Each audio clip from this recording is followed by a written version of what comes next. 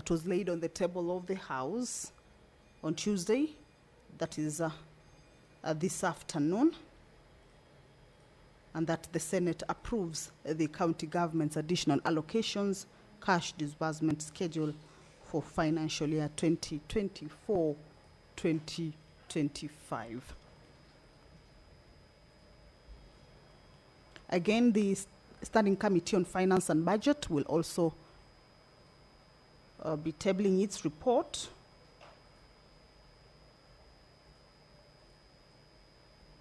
Or rather, will be seeking the concurrence of the House to adopt its report on the fourth basis for allocating the share of national revenue among counties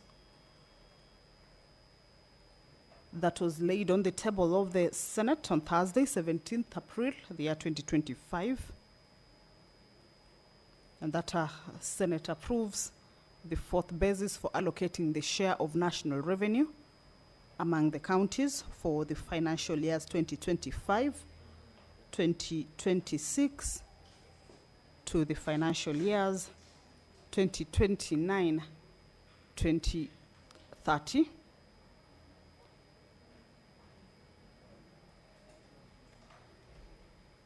The areas that have been considered with regards to the allocations include population, population index at 0.45, 0.35 equal share index, poverty index 0.12, also geographical size index at 0.08. That will be making the basis for allocation of the share of national revenue among the counties. So this is a motion that this afternoon is lined up for consideration as the House is about to commence its business. However, just to remind you is that we can see some activity on at the entrance of the Senate chambers, meaning the Speaker's procession is making its way to the chambers. However, we have seen that the House has not or does not have a substantive number of members. The Speaker of the Senate, Honorable Amason Jeffa Kingi, has made his way into the chamber to preside over this afternoon sitting. Allow me to hand you over to this live broadcast. Good afternoon. Na tuombe. Ewe Mwenyezi Mungu, tukusihi tutazame kwa neema nyingi na baraka sisi watumishi wako ambao umeridhika kutuita kwa nyadhifa za uongozi katika jamhuri hii yetu. Tukuomba utuwajalie tuyatende na kufikia mambo yote yatakayofikishwa mbele yetu kwa njia ya haki na uaminifu, ili kustawisha amani, ufanisi na heri ya nchi yetu na wale ambao haja zao umezikabidhi mikononi mwetu. Amen.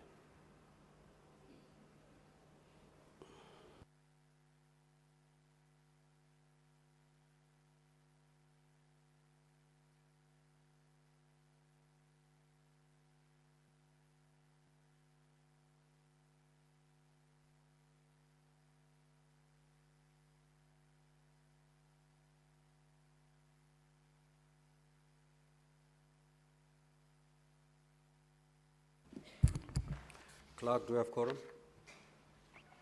Sergeant at Arms, kindly ring the quorum bell for 10 minutes.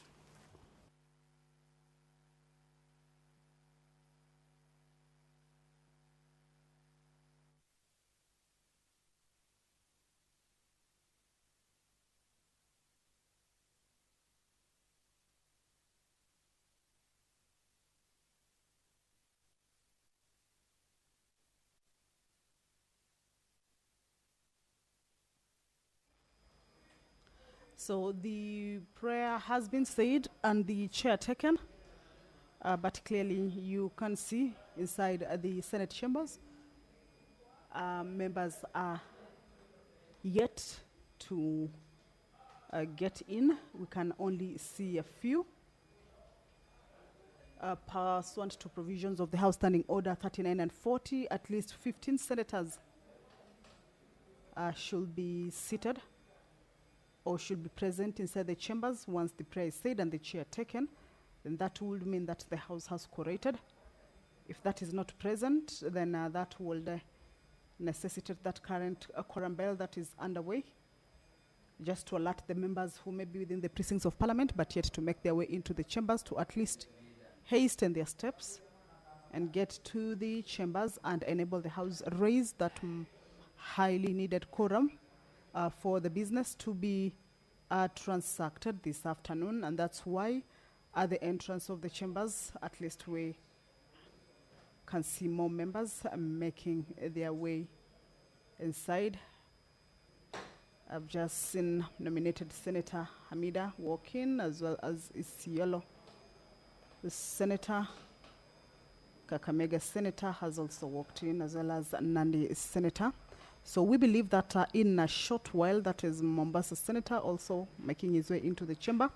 Believe in a short while that quorum of at least 15 senators will be achieved for the House to be able to carry out with the business of the House that has been lined up for consideration or to be transacted this afternoon. So we shall go back to look at some of the business that is lined up for consideration. A recap on some of the issues that I had addressed earlier is that the motion by the Senate Majority Leader, Honorable Aaron Cheruiyot, with regards to suspension of the morning sitting of the Senate on the Wednesday, 28th of May, the year 2025, is part of the business that the members will have to consider this afternoon. Remember, the sitting that is expected to be suspended is tomorrow morning. So that is a business that has to be looked into this afternoon before the House adjourns. And this is with regards to the annual National Prayer Breakfast meetings. That's all right. To call the first order.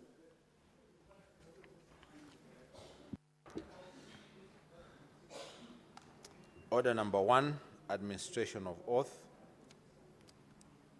Order number 2, communication from the chair.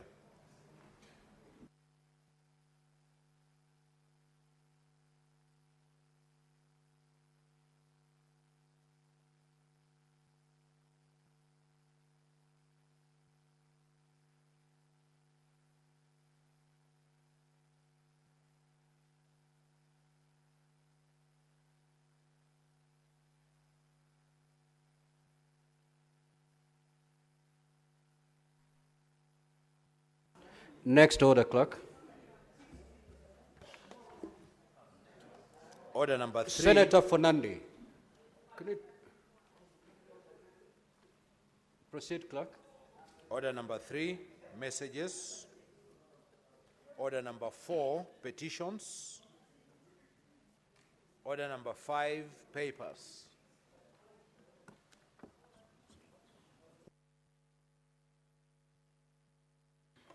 Mr. Speaker, I beg to lay the following papers on the table of the Senate. Today, Tuesday, the 27th of May, 2025. This is the county government county government's additional allocation cash disbursement schedule for the financial year 2024-2025. Mr. Speaker, I beg to lay.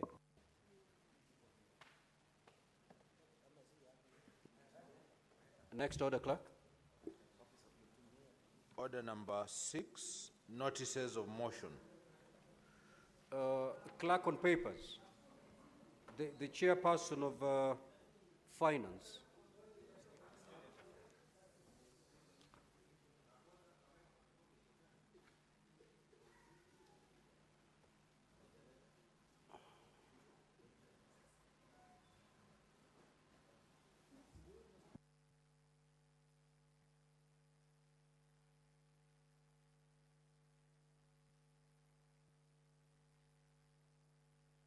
Majority Leader, you laid your paper, yes, but the chairperson of the Standing Committee on Finance and Budget had a paper to lay also, unless you're saying you did that on their behalf.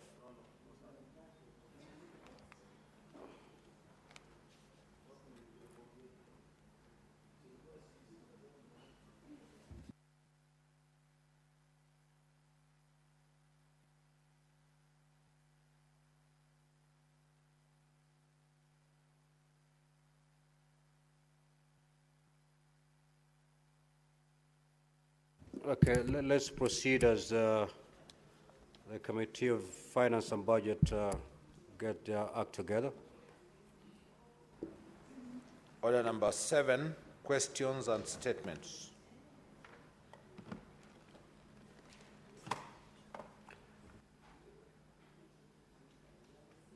Clerk, kindly, clerk.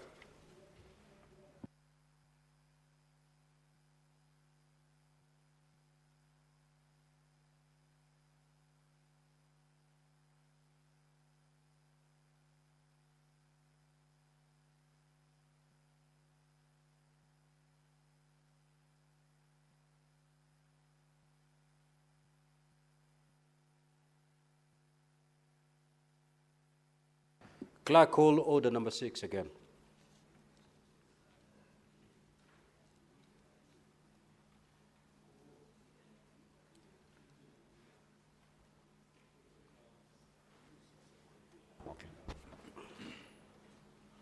Just call the Order again. number 6, notices of motion. The Senate Majority Leader. Of the following motion, that notwithstanding the resolution of the Senate made on the 19th of February 2025, pursuant to Standing Order number 32, on approval of the Senate calendar regular sessions for the 4th session 2025, and further notwithstanding the provision of Standing Order number 34.1, the Senate resolves to suspend its morning sitting on Wednesday, 28 May 2025. Mr. Speaker, I thank you. The Chairperson Standing Committee on Finance and Budget. That is deferred. Senator Karungo Thangwa. That business is dropped. Next order.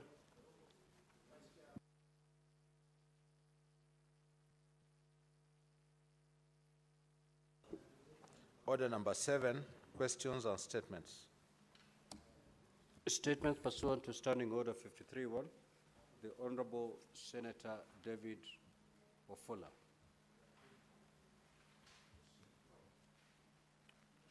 That statement is dropped. The Honorable Senator for Kakamega County, Senator Dr. Boni Kalwane. Mr. Speaker, sir, I rise pursuant to Standing Order number 53.1 to seek a statement from the Standing Committee on Health on a matter of grave national concern regarding the employment of the staff of the Social Health Authority, SHA. Mr. Speaker, sir, the Secretary / CEO of the Public Service Commission, via letter dated 21st of November 2024 and addressed to all individual former National Health Insurance Fund, aka NHIF staff, required the said staff to acknowledge the receipt immediately they got the letters and state whether they accept or reject the terms of their temporary deployment, something, Mr. Speaker, which caused a lot of anxiety, panic, and confusion among members of staff. Mr. Speaker, the 6-month contract period outlined in the said letter under reference came to an end on 22nd of May 2025. In this regard, I request that the committee addresses the following. 1, the total number of staff that the Social Health Insurance Authority plans to recruit to fill its approved staff establishment, and whether the employees to be recruited will be entirely sourced from staff of the defunct National Hospital Insurance Funds, NHIF. 2, the approved exit package for those who will not be appointed by SHA and opt to retire from the public service. And finally, 3, the committee should give details of the redeployment plan for the staff who will not be appointed by Social Health Insurance Authority and who wish to to be redeployed within the public service. These details should include the capacities or positions they will hold and whether they will retain the current terms of employment. Thank you, Mr. Speaker. Senator George Mbugua.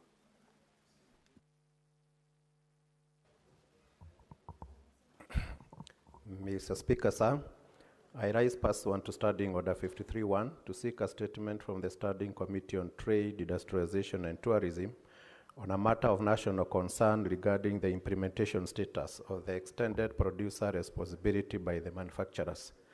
Mr. Speaker, sir, Section 5.1 of the Sustainable Waste Management Act, Cap 387C, under the Sustainable Waste Management Extended Producer Responsibility Regulations 2024, outlines the obligations of the manufacturers under the EPR framework.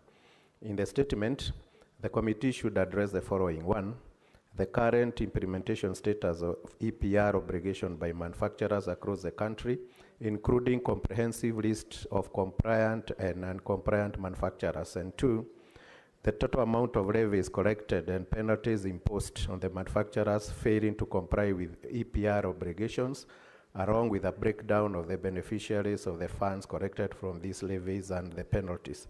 And 3, an explanation for the continued presence and proliferation of banned single-use plastics in the market, particularly in consumer packaging. And last, the measures put in place to promote public awareness and sensitization on EPR obligations with specific focus on outreach to county governments. Thank you.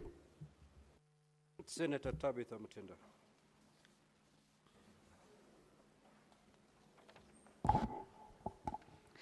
Thank you, Chair. I rise pursuant to Standing Order 53-1 to seek a statement from the Standing Committee of Finance and Budget on a matter of national concern regarding the effective operationalization of the Victim Protection Trust Fund, which is closely linked to the Child Fund.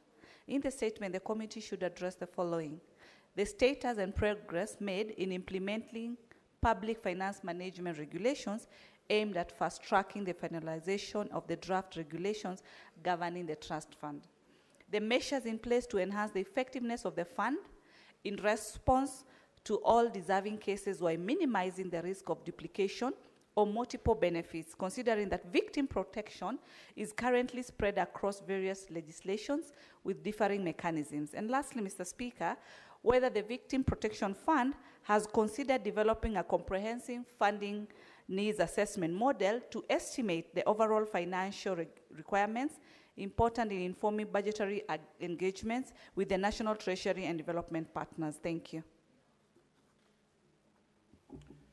Honorable Senators, I will allow comments for 15 minutes. If you get an opportunity to speak, you speak for not more than 3 minutes. Senator Fernandi. Thank you, Mr. Speaker. Sir, I want to support the statement by Senator Boni Khalwale on the issues of employment of staff under Social Health Authority. Mr. Speaker, I think what we need is a priority basis of National Health Insurance Fund staff to be given priority, Mr. Speaker. It is unfair to subject them to double recruitment process, Mr. Speaker, and therefore I hope and believe the Public Service Commission, Social Health Authority, Mr. Speaker, should look into that issue and ensure that there is proper transition. I think the easiest thing or the humility way of doing things, Mr. Speaker, is just to allow these staff that were in NHIF to move to their same capacity, their job description, their cadres, Mr. Speaker, so that we can get value for. But I want to assure the country, Mr. Speaker, that SHARE is working. I was in one of my local hospitals over the weekend, Mr. Speaker, Kapsabet County Referral Hospital. Kenyans of all works, SHARE is working. I think the naysayers, Mr. Speaker, have now changed tune, that it is working but not effective. But we are doing very well, Mr. Speaker. Everything has a challenge. And I want to thank the Kikuyu artists, Mr. Speaker. I saw the other day, they were with the Deputy President, Professor Kithure Kindiki, and they have confirmed Apkai Kolu Karangu Muraya said that SHA is working. I want to ask the former Deputy President to stop profiling Kikuyu musicians, Mr. Speaker, for saying SHA is working. If it is working, Mr. Speaker, they should look for other things to fight the government for. There are many 1,000 and things, but because of bitterness and hatred, Mr. Speaker, they will never succeed. Mr. Speaker, finally, on the issue of UHC, we want to say that our staff, we want to ask the Ministry of Health, the National Assembly and the Senate, Mr. Speaker, the unions of health practitioners, Mr. Speaker, to come to the table. Let us ensure there is a proper transition of UHC to permanent and pensionable and ensure that they pay gratuity, Mr. Speaker. We are tired, Mr. Speaker. We can't concentrate. There is a lot of noise of everyday UHC staff demonstrating. Mr. Speaker, and I hope by the end of this, with your indulgence understanding order number 1, you need to direct the Health Committee to give us progress report on the ongoing UHC strike. Mr. Speaker, thank you for that indulgence. I thank you. Senator AC or Kenyuri. Thank you, Mr. Speaker. I want to support the statement by Senator Thabita Mutinda on the Protection Trust Fund, Mr. Speaker.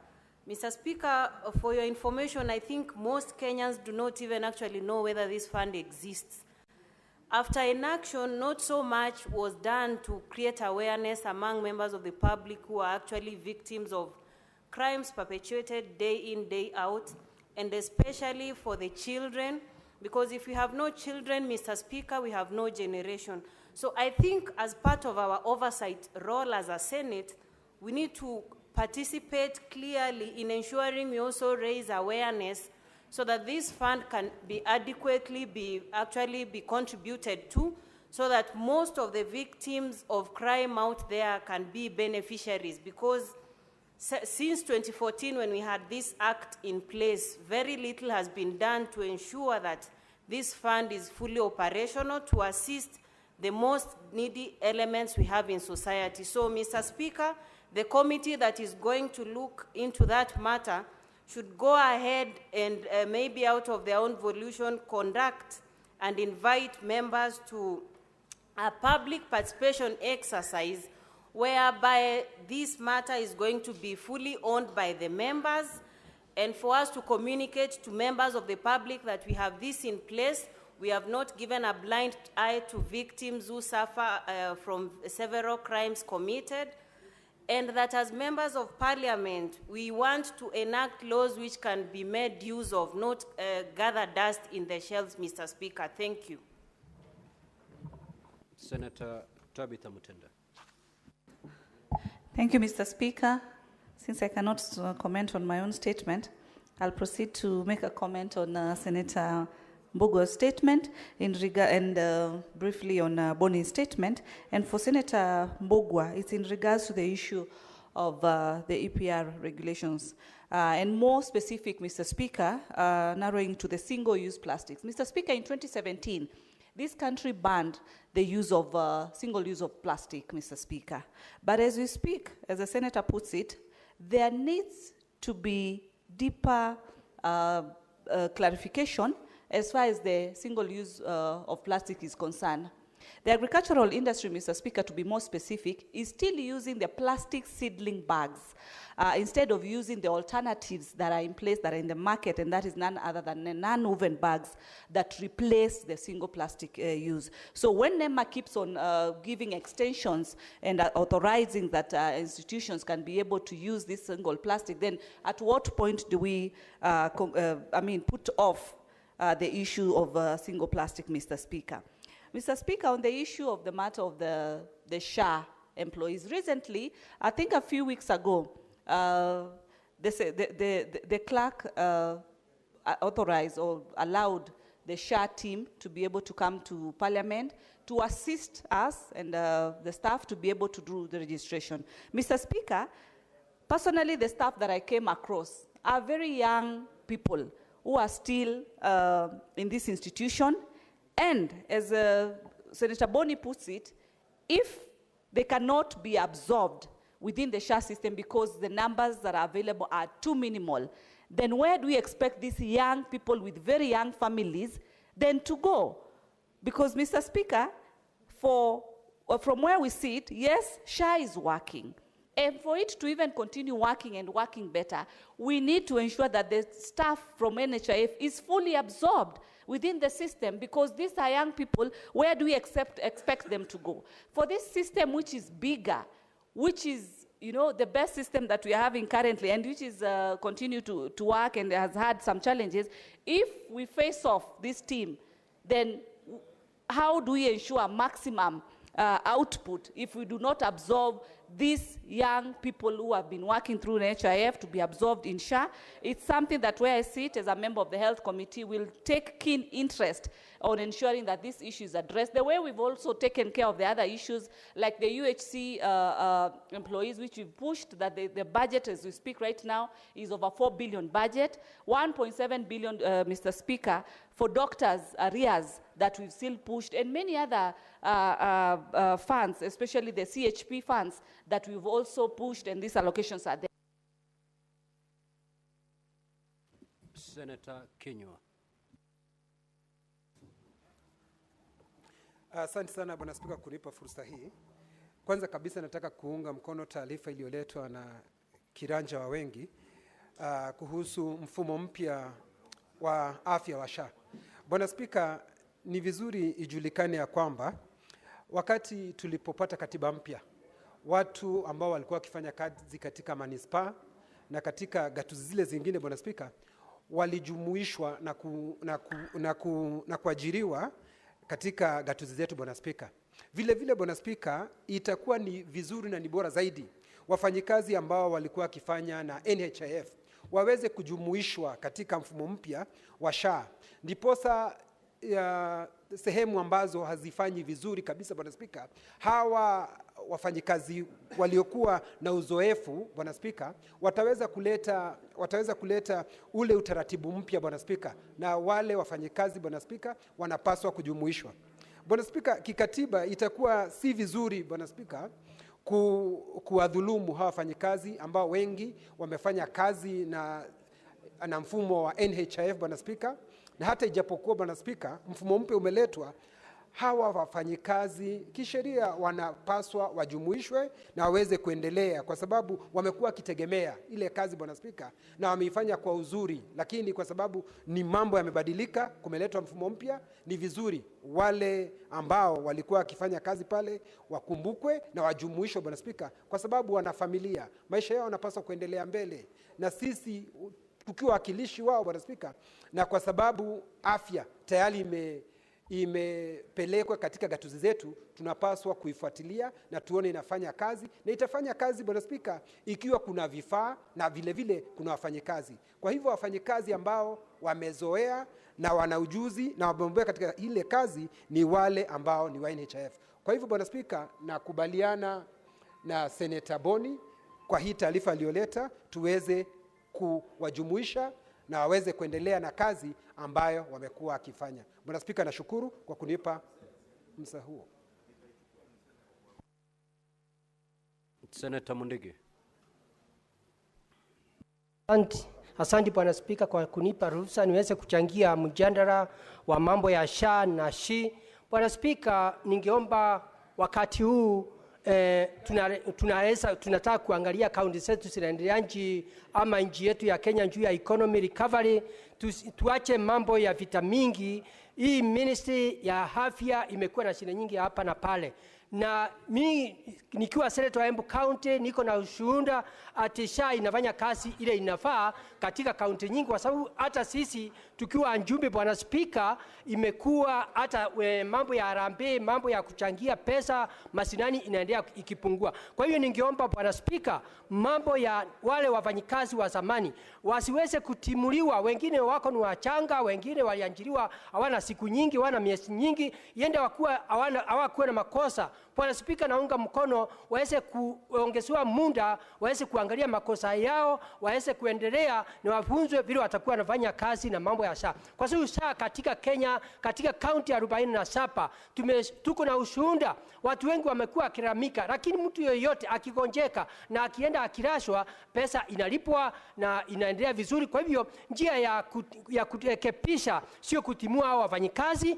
ni njia ya kuwarekebisha, kwa sababu kuna njia ya ya kuwarekebisha, wako na ujuzi wa elimu. Kwa hivyo mimi naunga mkono waweze kuangaliwa, ndio waweze kurudishwa kazini, wasitimuliwe mambo. Tumeona miaka mingi watu wengi wakitimuliwa wanaenda wanakufa, familia inasoroteka, kunaharibika. Kwa hivyo agenda ni kuangalia vile wataweza kuangaliwa, waweze kurudishwa kazi, ndio SHA iweze kuendelea vizuri.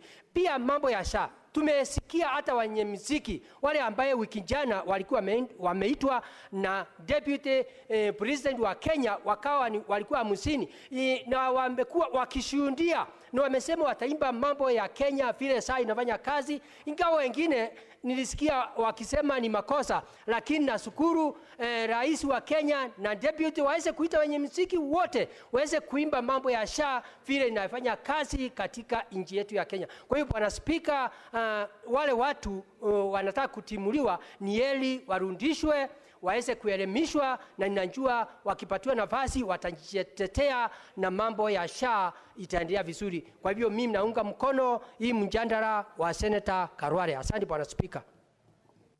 Senator Mandago.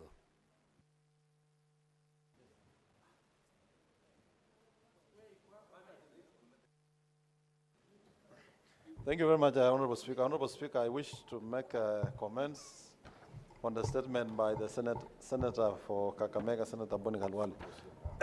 Honorable Speaker, indeed, I've seen this letter asking the SHA staff or the former NHIF staff who are going to be deployed and those who are going to be redeployed to other various agencies in government. Honorable Speaker, I want to say that as a committee and as this House, Honorable Speaker, when we crafted the laws that enable the rollout of SHA and SHIF, Honorable Speaker, in our recommendation, we had made it clear that no staff working under NHIF should lose their jobs.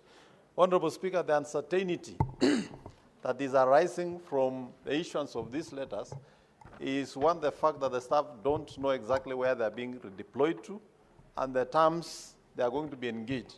Honorable Speaker, my concern as the chair of the Senate Health Committee, Honorable Speaker, is that SHA is redeploying what they call excess staff, but the new agencies that we created to support the rollout of UHC, like the digital agency, Honorable Speaker, is recruiting.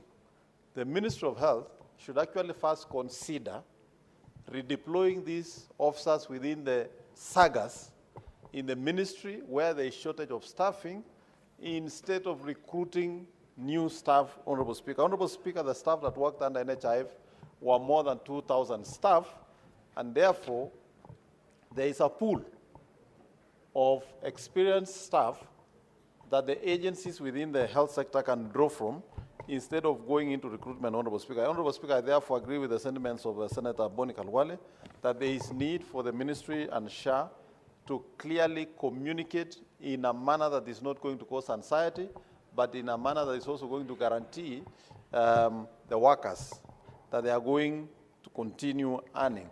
And we hope, Honorable Speaker, as they do the deployments, that the benefits that have already been conferred to the staff in terms of payment, remuneration, allowance will not be lost or reduced, because that is a right under Employment Act, and even under the ILO requirements, Honorable Speaker, any benefit that has already been conferred to a worker should not be removed. I therefore support and second this. Senator Sifuna.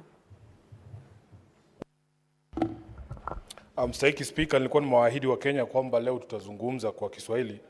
Manake nilikuwa natarajia kwamba mswada wangu wa kuzungumzia masuala ya vile ambavyo Wakenya walidhalilishwa kule Tanzania utakuwepo leo, lakini wacha nizungumzie hii hoja ambayo imeletwa na Mheshimiwa Boni Khalwale. Mheshimiwa Spika, na wasikia wenzangu hapo wanazungumza wakipiga kifua kwamba SHA inafanya. Na kwa mtazamo wangu mwenyewe, kama hiyo SHA itakuwa ikifanya, ni wananchi watatuambia, sio nyinyi viongozi hapo, kwa sababu hapa hamna mtu yoyote ambaye anaenda kupokea matibabu na anatumia SHA. Kwa hivyo ukisimama hapo useme SHA inafanya, utuonyeshe ulitibiwa na SHA lini. Jambo la pili, Mheshimiwa Spika, wakati ambapo tulikuwa tunazungumzia huu mswada, tukasema kwamba tungependa kuwapa nafasi wale ambao walikuwa wanafanya kazi katika shirika la NHIF wasifurushwe kazini. Mimi mwenyewe kama senator wa Nairobi ndio nilileta mabadiliko katika mswada ule wa kusema kwamba wale ambao wako pale wapewe nafasi ya kwanza pasi na kutarajiwa ama kutakiwa kufanya interviews tena, Mheshimiwa Speaker. Lakini hawa viongozi ambao wanapiga kifua sasa wanasema tuwalinde wale wafanyikazi, walipiga kura kuhakikisha kwamba badiliko hilo halikuweza kujumulishwa katika mswada huu. Kwa hivyo ni unafiki mkubwa, Mheshimiwa Speaker, tunapowasikia watu ambao walikuwa na fursa ya kuhakikisha kwamba wafanyikazi hawa watapata haki, wakapiga kura njia nyingine, kisha sasa leo ndio wanapata sauti kutuambia kwamba SHA inafanya. Mheshimiwa Speaker, mimi na watu pale ndani ya shirika la SHA wananiambia hata hizi unaona ati wanafanya interviews za kuweza kuwapa watu kazi pale ndani. Mheshimiwa Speaker, hizo interview ni za bandia. Manake tayari wale mahojiano, wale ambao wanaenda kupewa hizi nafasi tayari wanajulikana. Mheshimiwa Speaker. Seneta wa Nairobi. Naam. Tafadhali ukichagua lugha moja, itumie lugha moja. Usichanganye lugha. Mheshimiwa Speaker, alikuwa nimetohoa lakini nimekosolewa hapa na Mheshimiwa Mwaruma. Kwa hivyo utaniwia radhi hapo tu, lakini nilikuwa nasema kwamba hizo mahojiano ambayo yanafanyika ni mahojiano bandia, wale wenye kupewa barua tayari wanajulikana.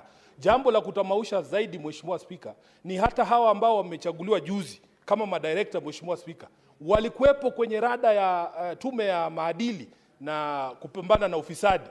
Na sasa hivi nitaweza kuleta hoja hapa kuweza kuleta ushahidi kwamba wale ambao wamepewa hizi nafasi tayari walikuwa na tuhuma za ufisadi, na walikuwa ile shirika la EACC tayari walikuwa wametangaza kwamba hawa jamaa wanafaa waende mahakamani wakajibu mashtaka yanayoambatana na mambo ya ufisadi. Sasa itakuwaje tena leo wamekuwa wasafi wetu wanapewa nafasi katika shirika la SHA?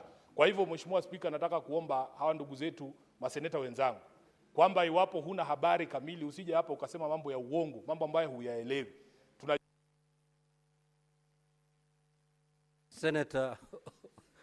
Senator Lekina. Thank you, Mr. Speaker. Mr. Speaker, I rise to support the statement by the distinguished senator from Kakamega. Mr. Speaker, the issue of uncertainty when you are an employee are things that makes us, and I'm sure most of us have gone through that process before the announcements for the results are done by the IEBC. So it is imperative, Mr. Speaker, that we clarify this matter, and I want to call upon NHIF or SHA to be able to make a determination of how many of the SHA employees are going to be absorbed permanently. And I know that there are those who have requested to be transferred to other government departments, so it will be important for them to be clear. But I want to assure the employees that as a member of the Health Committee, this is a matter which not only, that is not only dealt by the Labour Committee, but also the Health Committee will also be looking into this issue. There are certain things which must be clear, Mr. Speaker. And I hope that when the committee will be looking at it, because I know it will go with the Labour and also the Health Committee, is to look at the terms of engagements. How different are they compared to the previous NHIF engagement? It is important also that right now when we are all staff of resources, that SHA looks into a process that will avoid serious legal battles. These people are uncertain. They don't know about their tomorrow. They were employed on a permanent basis. So now transitioning into the new entity from NHIF to SHA must also be based on the same terms. So it is imperative that we look at that to end that uncertainty. I know there was a meeting between the Cabinet Secretary of Health who attempted to clarify the matter that all those employees will be absorbed. So I want to call upon SHA, and I know the new CEO is about to come in on board, maybe next week, that this would be the first thing that you can be able to do. The chairperson of SHA, Dr. Ali, I have a lot of confidence in him. I know that when they work together, they can be able to see that we end this bickering about and also this uncertainty. Thank you, Mr. Speaker. The Senate Majority Leader. Mr. Speaker, I have a quick comment on this issue of SHA, and I don't know why people get offended or worked up when we say SHA is working. What else are we supposed to say, Mr. Speaker? You know, Mr. Speaker, this addiction to bad news in this country, leaders must begin to live also and know that leaders are dealers in hope. I want to celebrate because I have visited 4 out of 6 of my sub-county hospitals in my county. And for each of those hospitals that I have visited, the one thing that I ask all the patients is, were you registered with SHA before being admitted? And for all of them, 100% that told me they had registered before, Mr. Speaker, SHA met part of their bill as any other insurance will be. So, Mr. Speaker, if we report back, we're only doing our duty because that is a work of a representative of the people. On this issue that has been brought by Senator Boni Halwale, it's an issue that is very serious and requires the keen attention of those that are addressing this matter.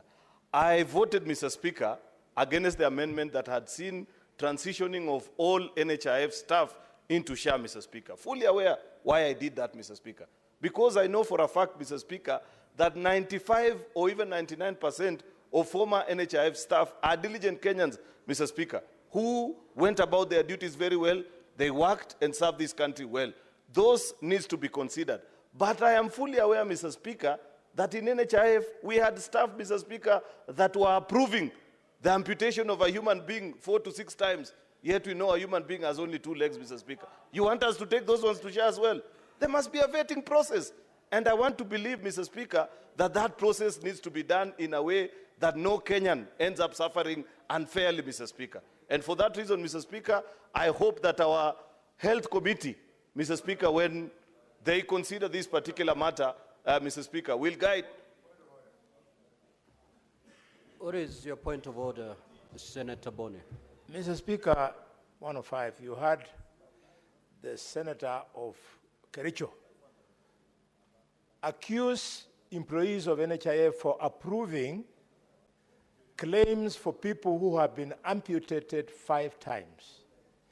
Is it in order to mislead the country when it is a fact that even one limb, you can amputate it, Mr. Speaker, 10 times? Yes, because, for example, Mr. Speaker, this is important. People should not call Kenyans thieves when they don't have facts. A doctor who is treating a patient with diabetes, the limb starts rotting. When the toes are rotten, you cut. When the hand goes, you cut. When the arm goes, you cut. When the limb goes, you cut. So why are we teaching people to think that there is no person who is clean? These clerks of NHIF who are now want to be punished, I'm afraid some powerful people in government want to employ their relatives, Senator Boni. people from their communities. Senator Boni, your point of order is not sustained. Majority Leader, proceed. The problem, Senator Alwale, was on his phone when I was making my point. That's why he completely misunderstood what I mentioned, Mr. Speaker. The point that I was pursuing is a point of fictitious claims. Unless you want to mislead this House, Senator Boni, that NHIF did not have challenges of fictitious claims. That is in the open. Read, Mr. Speaker, from the reports of the Auditor General on operations in that institution. And we have said, for your benefit, Senator Boni Halwale, that I am completely clear in my mind that 95 to even 99% of the employees that work in that institution are diligent Kenyans. I have said there must be a vetting process to establish that if there's an employee who was found, Mr. Speaker, to be involved in the business of handling fictitious claim and brought down NHIF, then we need not transition such employees into SHA. That was a simple point, Boni. I don't know why you would want to take issue with such proposition. Unless, Mr. Speaker, Senator Boni has joined Sifuna's band, whose duty, Mr. Speaker, is to get excited and say there is absolutely nothing right in anything that I say. Senator Majority Leader. Senator Majority Leader, that is uncalled for. That is uncalled for, and I'll ask you to withdraw it. It's uncalled for. I said Senator Sifuna's band, which never agrees with anything that I say. Surely, Mr. Speaker, unless Senator Sifuna wants to rise and say he agrees with the things I say. Senator Majority Leader, just withdraw that. Okay, Mr. Speaker, for the record of the House, I withdraw that comment, Mr. Speaker. Senator, no, offended by what? Senator Mungatana. Thank you very much, Mr. Speaker. Mr. Speaker, I rise to make a comment on the SHA statement before this House. Mr. Speaker, on this question of employment, a number of people from Tana River County have come to see me, and others have talked to me on phone, and it is the same issue, Mr. Speaker. There is a lot of worry about whether they will retain their employment positions. And Mr. Speaker, there is a case for equity. Because, you know, Mr. Speaker, the NHIF, we were very few employees from Tana River County. Now, again, they are feeling threatened that they might lose positions from NHIF in this new social health authority. So, Mr. Speaker, I am requesting the Committee on Health, when they are looking at this matter, they also look at the question of equity. Mr. Speaker, equity in this country has not been operationalized in many occasions.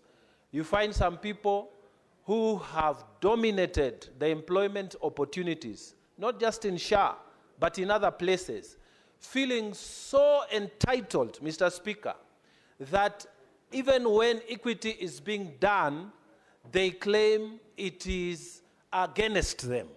That sense of entitlement that has hit, Mr. Speaker, must be controlled. So as they look at the question of employment in SHA, let them be fair to all counties, Mr. Speaker, including Tana River County.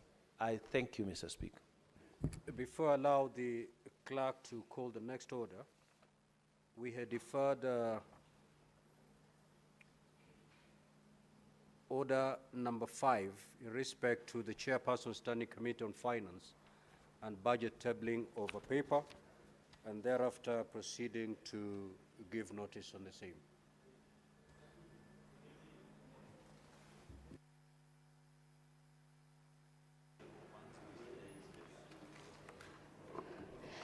Mr. Speaker, I beg to lay the following paper on the table of the Senate today, the 27th of May. Report of the Standing Committee on Finance and Budget on the county government's county allocations cash disbursement schedule for the financial year 2024-2023.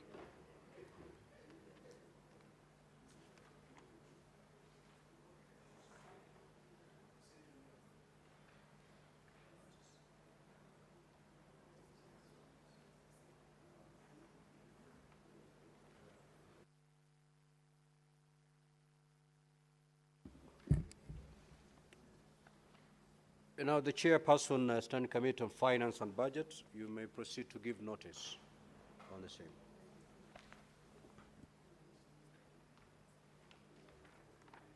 Thank you, Mr. Speaker.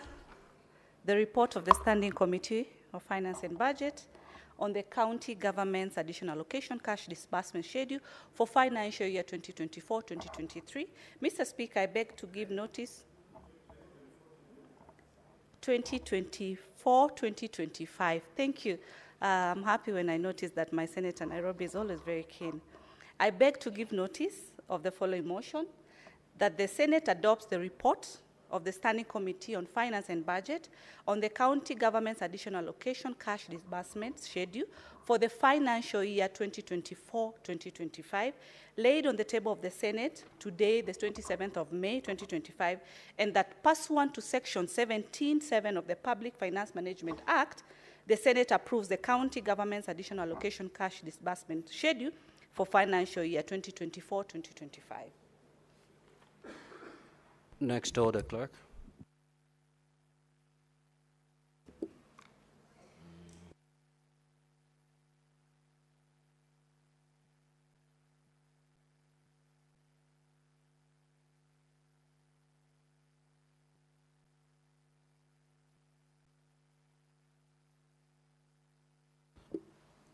Order number 8, motion, suspension of the morning sitting of the Senate on Wednesday, 28th of May, 2025. Senate Majority Leader.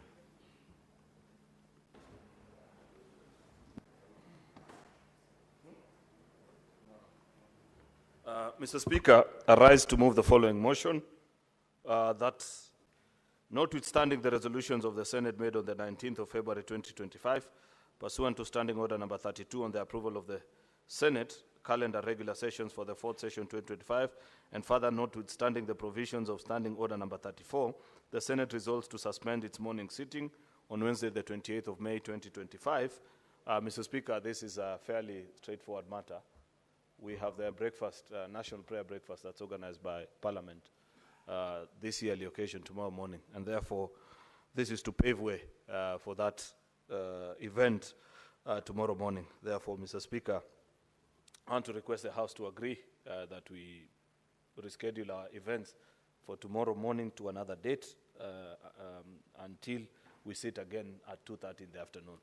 Mr. Speaker, I want to request the Senate Minority Whip, Senator Ledama Olekina, to second.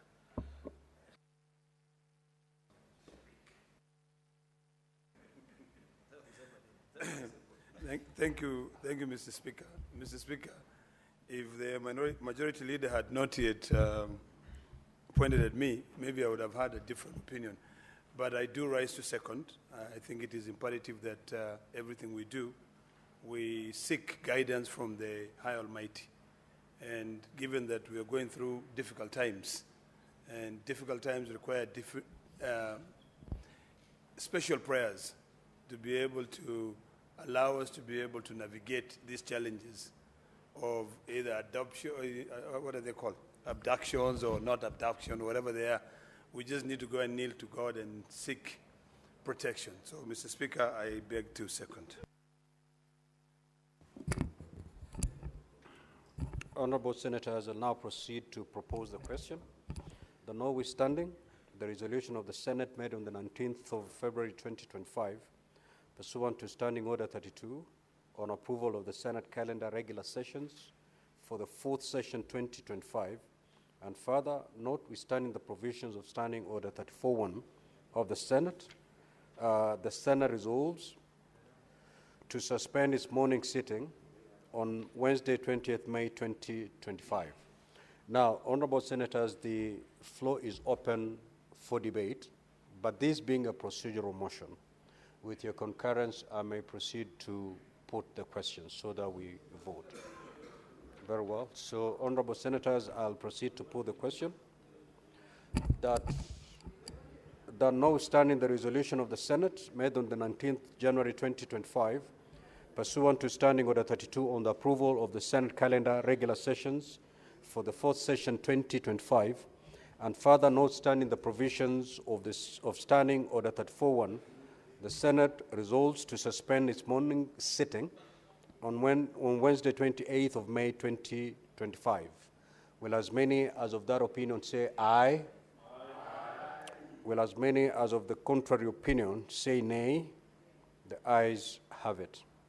Next order, clerk. You may proceed, Senator for Kakamega. Thank you, Mr. Speaker. Mr. Speaker, to suspend the sitting of the Senate is an extraordinary issue. And Mr. Speaker, we are doing this to appeal to God. I therefore want your direction, Mr. Speaker. Is it possible that all the luminaries of UDA who will be at the prayer meeting tomorrow will find it possible in their hearts to forgive Gloria, because God is the God of a second chance, Mr. Speaker. Mr. Speaker, I say this. Wait. Senator Boni, kindly take your seat. Please, respectfully, take your seat. Yeah. Clerk, proceed to call the next order, please. Order number 9, motion. The report, order number 9, motion, the report of the Standing Committee on Finance and Budget on the county government's additional allocations cash disbursement schedule for the financial year 2024-2025. Chairperson, Standing Committee on Finance and Budget.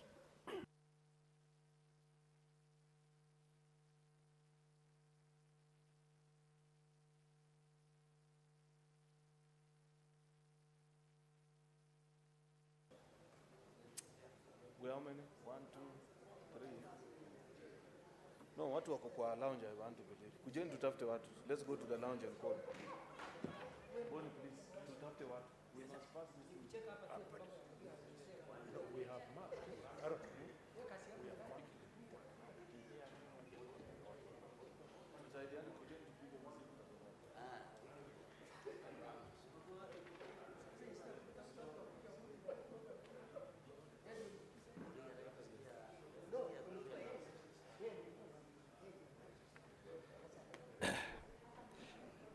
Thank you very much, Mr. Speaker. I beg to move that the Senate adopts the report of the Standing Committee on Finance and Budget on the County Government Additional Allocation Cash Disbursement Schedule for the financial year 2024-2025, laid on the table of the Senate on Tuesday, 27th of May 2025, and that pursuant to Section 17(7) of the Public Finance Management Act, the Senate approves the County Government Additional Allocation Cash Disbursement Schedule for financial year 2024-2025. Mr. Speaker, we passed the County Government Allocation, County Government Additional Allocation recently after a lot of controversy between ourselves and the National Assembly. And unfortunately, this has really pushed us to the end of the financial year. And we, as the Finance Committee, we've pushed to get the disbursement schedule in order to guide the National Treasury to be able to release the funds approved within the current financial year. And in the report of the committee, we're recommending for approval of the cash disbursement schedule as contained, the county additional allocation as contained.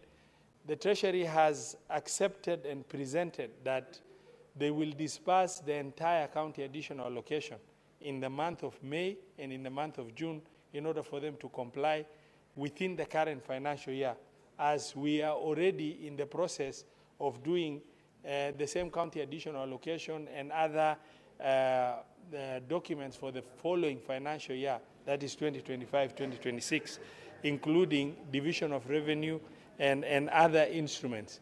Mr. Speaker, sir, we are requesting the Senate to approve the disbursement schedule because this is an issue that does not have much controversy. It's just an instrument meant for facilitation of release of the funds of the bill as approved by this House and concurred by the National Assembly through mediation process.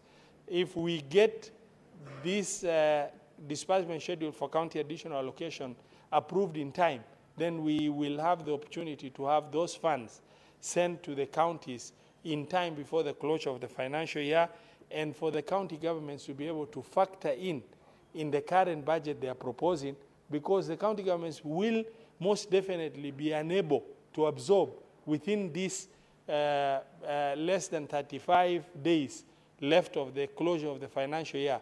However, because most of these funds are going to go to a special purpose account in the county government, because they are conditional and unconditional grants allocated for specific purposes within the county additional allocation, that it is not going to go into the normal processes. However, appropriation of the same will require to be captured in the budgets of the county governments before the closure of the financial year. And that really necessitates the need for us to approve the disbursement schedule to facilitate the flow of funds to be able to be released to county governments. Mr. Speaker, sir, I beg to move and request the secondment of Senator Sifuna, the cash disbursement schedule. My apologies. It's just a schedule.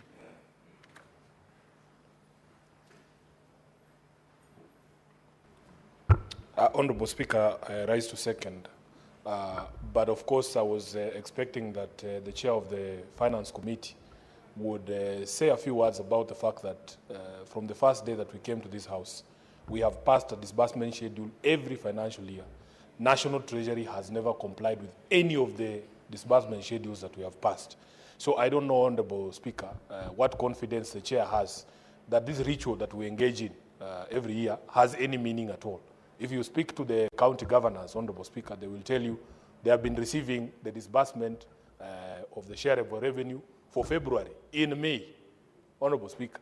Why do we engage in this ritual? I am hoping that the people who have been here before or longer can explain to us, really, do we need to do this? And the Chair of Finance has rightly noted, if you look at the time that is remaining in the financial year, then you disburse in 2 tranches. And I am sure, I highly suspect that it will not even be done as he has proposed.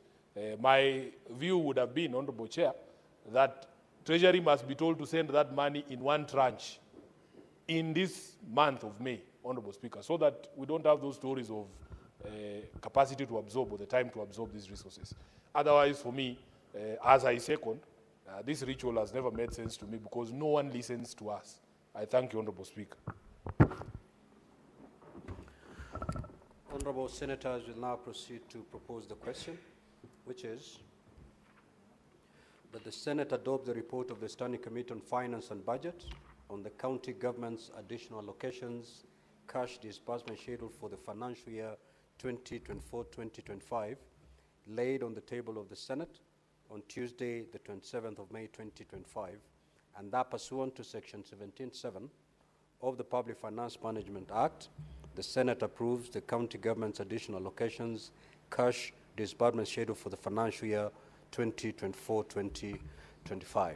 Now the floor is open for debate. The Honorable Osotsi.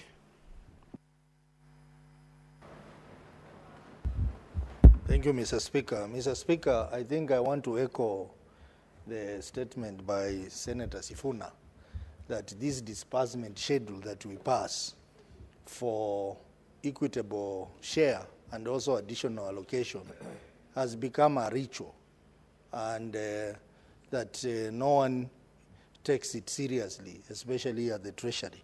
Not in terms of the amounts, but in terms of the time when the money is sent. I think something has to be done about this because looks like junior officers in Treasury are exercising powers which they don't have and which Senate has. Because when we pass this schedule, this is like law, Mr. Speaker, but this law is never followed by Treasury. So I think this is one issue that we really need to interrogate so that to ensure that when we pass a disbursement schedule, Treasury must look for the money and get that money to the counties. Mr. Speaker, ideally, when we pass the division of revenue in this House, ideally that money should be sent in whole to the counties. But appreciating the fact that government has to have a way of collecting that money, that is why we decided that we send it in bits per month. But even that, they are not able to follow that, Mr. Speaker. So I think we either amend the law to make it mandatory that the schedule must be complied with, or we stop this exercise altogether because it's not making sense, Mr. Speaker. Mr. Speaker, on the issue of additional allocation, it is just this month is ending this week, and then we start June. I wonder, even if this money is sent to the counties, whether they will have time to absorb this money, Mr. Speaker. That's why I support the sentiment that instead of sending this money in 2 tranches, this money should just be sent in 1 tranche this month, tomorrow. This money should be sent tomorrow so that at least counties have a month to absorb this money. Otherwise, Mr. Speaker, we will be just creating an opportunity for this money to be plundered or this money to be taken back because it has not been spent. Otherwise, I support the motion, but with that additions that maybe the committee should insist that this money should be sent in 1 tranche at a go. Thank you, Mr. Speaker. Senator Mandago. Thank you very much, Honorable Speaker. Honorable Speaker, I support the sending of the money to counties for this conditional allocation. However, Honorable Speaker, I want to agree with Senator Otsosi that I think it is time we amend the law to make it compulsory for National Treasury to send the money to counties as has been allocated as per the schedule, Honorable Speaker. Honorable Speaker, we may also want to amend the PFM Act so that we separate the National Treasury from the business of managing finances of the national government, Honorable Speaker, because there's confusion in Treasury that treasuries seem to behave that they are a treasury of national government and county governments have to go there and beg. The Treasury is supposed to serve the two levels of government in an equal measure. Honorable Speaker, it is saddening to note that sometimes salaries for workers in county governments delay, but the salaries in national government agencies and the public service do get their salaries on time because the disbursement schedule is not being followed by Treasury, Honorable Speaker. And therefore, as we support the passage of this schedule, Honorable Speaker, we are concerned that National Treasury have continuously failed to honor the schedule that this House has developed, Honorable Speaker. Honorable Speaker, putting service delivery in counties into jeopardy, Honorable Speaker. Honorable Speaker, by failing to follow the disbursement schedule, National Treasury is continuously accumulating pending bills in counties and creating a situation where businesses are collapsing. And Honorable Speaker, one of the reasons or the purpose of government is actually to create employment. If we continue creating pending bills, we are destroying businesses that are actually employers of other Kenyans. Not all Kenyans will be employed by the government. Not all Kenyans will work in public service. There are Kenyans who are being employed by Kenyans who are entrepreneurs, who are running business, and therefore, when National Treasury delay or fail to follow that disbursement schedule, they are actually not only creating a problem for county governments, but they are also generally creating a problem in the economy, Honorable Speaker.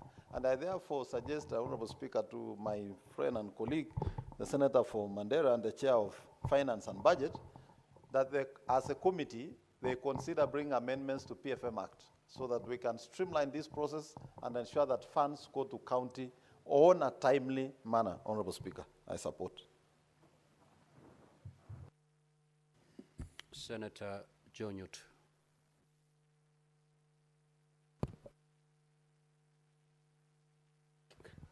Thank you, Mr. Speaker. I also rise to support the disbursement, disbursement schedule motion because, Mr. Speaker, we have had issues with counties.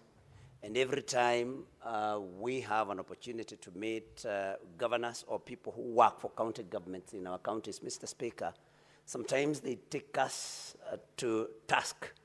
And because, Mr. Speaker, we always tell people in our counties that we are the people that pass the division of revenue bill and therefore affording our counties cash resources which they spend, Mr. Speaker. But then sometimes these disbursement of funds take months, Mr. Speaker, and therefore service delivery is affected in a negative way. Mr. Speaker, as we support this motion, it's also important that we emphasize that the Treasury follows strictly the disbursement schedule that we are going to pass, Mr. Speaker, so that our counties can also be able to plan.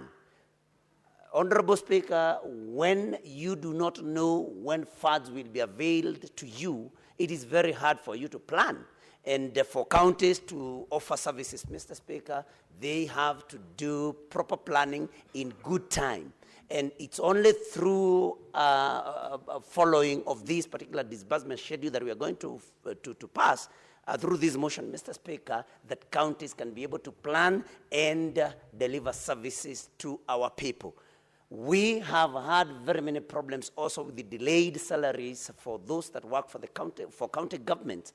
And sometimes counties are forced to borrow money from banks, which of course attracts interest, and to pay county government employees. And when then counties borrow money on interest and they pay interest on the same, then it means that the counties which have very limited resources, they continue wasting funds on interest that would have gone to better use and to offer services to our people, Mr. Speaker. And so the Treasury should and must follow strictly this disbursement schedule and disburse money at the right time as per the schedule, in order for counties to be able to continue offering services in the right way, and so that we can also be able to oversight. Because if we know that counties have received funds in time, then we will be able to ask those very important questions as to why services have not been delivered, or as to why there are delays in delivery of the same. And so, Mr. Speaker, I support this motion that we pass this, that disbursement schedule be approved, so that, Mr. Speaker, we can continue doing the service that we are supposed to do to our counties. Thank you, Mr. Speaker. I support. The Senate Majority Leader.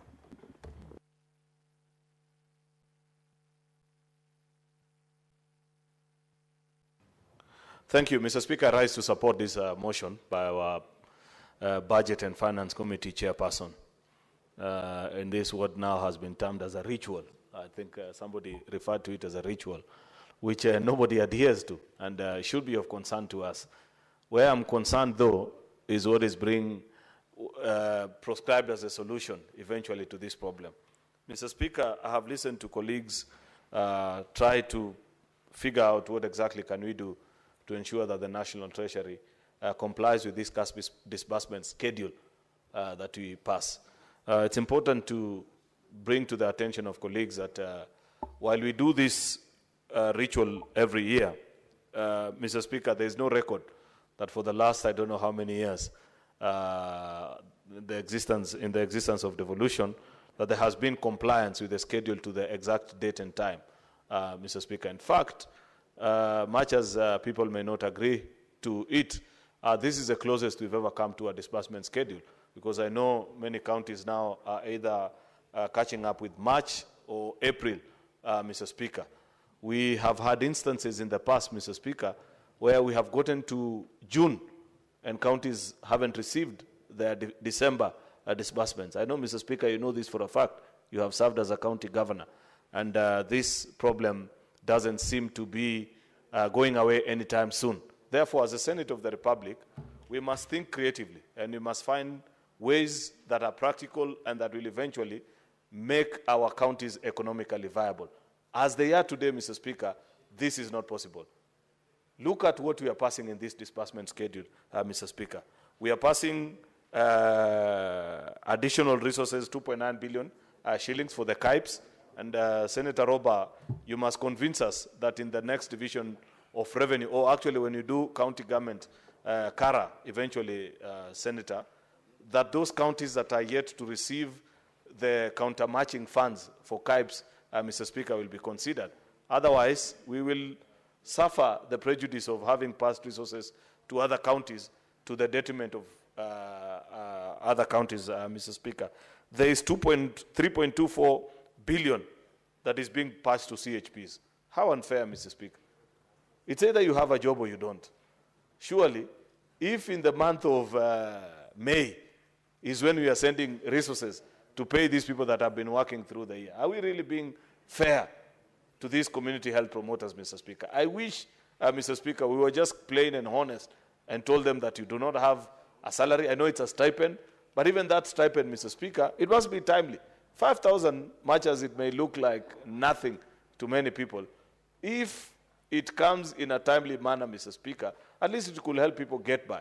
But if we are sending it at the end of the financial year, Mr. Speaker, there is even an extra 1.8 billion, which is basic salary arrears for health workers, Mr. Speaker, across our counties. I told us as a House last week or 2 months ago that we must reflect and begin to feel embarrassed. That every time you hear there's a demonstration outside the Senate, 9 out of 10 times it will be health workers, Mr. Speaker, for one reason or the other. We must confront this issue of remuneration to health workers, Mr. Speaker, at the county level. It is clear that there was no elaborate plan, Mr. Speaker, and everybody keeps pussyfooting about it. Nobody is clear and certain of when and how their matters will eventually be resolved, Mr. Speaker. That situation cannot continue to obtain. And I hope Senator Mandago, together with members that serve in the Health Committee, including you, Senator Mogeni, that you will lead us home. You must at some point lead this House into making the right decision. You must feel bad on behalf of all Kenyans who watch doctors, nurses, health workers, all these health professionals who come outside the Senate each and every year. Today they were there in the morning. I think they'll be back tomorrow. Maybe they're still there. It's not fair.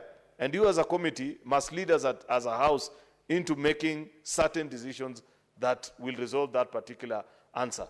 And you know, previously, all these other challenges that we've been told that, oh, the reason why they can't be considered jointly is that healthcare is devolved and therefore they are being left to be handled by the individual governors depending on how they're able to manage their politics. Mr. Speaker, that cannot be allowed to obtain for too long. Lastly, Mr. Speaker, is to leave it as a food for thought for Senator Roba, Senator Tabitha, my good friend Boni Halwale, and all these people that serve in the Budget and Finance Committee. I was before their committee this morning on a particular matter, Mr. Speaker, that perhaps it has reached a time where we may want to lead the country into issuing a devolution bond, the same way we issue infrastructure bond. I raised this 2 years ago. It wasn't picked up, but I want to still insist that we may want to consider that, Mr. Speaker, because we know on average how much we consume per year. And we also can project for the last, based on what we have consumed the last 10 years, what the annual increment normally looks like, Mr. Speaker. It will make more sense, Mr. Speaker, because I hear people say, oh, separate the treasury, do this or the other. If the resources are not there, they are not there, Mr. Speaker. We must find ways, just the same way Ministry of Sports and Ministry of Roads have figured out how to fund their roads and find ways through securitization, Mr. Speaker. We can as well issue a devolution bond, Mr. Speaker, through which National Treasury then pays back in the subsequent month on a yearly basis, so that we know for a fact, Mr. Speaker, that this pool of resources is purely dedicated to devolved units. At the particular date, the agreed time of the month, Mr. Speaker, counties receive that which is owed to them, Mr. Speaker. Otherwise, many businesses will continue to crash, Mr. Speaker, on account of supplying to a county government that you know will never pay you.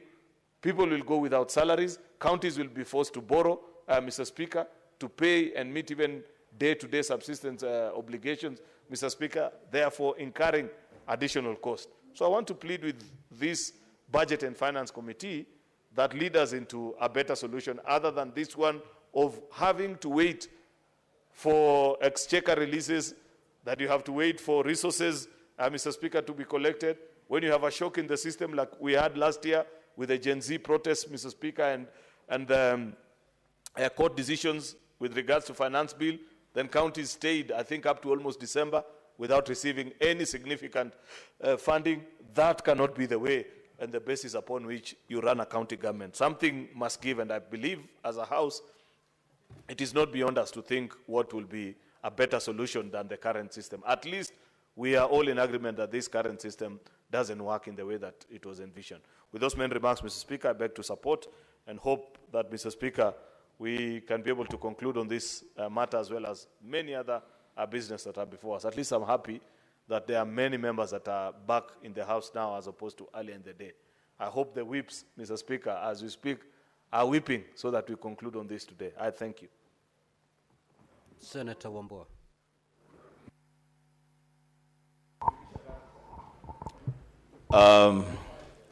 I thank the Speaker. Mr. Speaker, I hear the majority side is weeping from the comfort of their chairs. Mr. Speaker, I rise in support of the disbursement schedule. I want to make a few comments on it, Mr. Speaker. One, looking at the first schedule, I associate myself fully with the comments by the majority leader. That surely, the Speaker, this is May. actually end of May, the time that we are now trying to approve this schedule for certain cadres of public servants in our counties to begin to receive their pay, and they have already worked for this number of months. Mr. Speaker, something must happen. A decision, Mr. Speaker, has got to be made. And I think this Senate, Mr. Speaker, has a role to play in making that firm decision, led, of course, by our majority leader. Mr. Speaker, this issue of CHPs, it's becoming a national nuisance, really.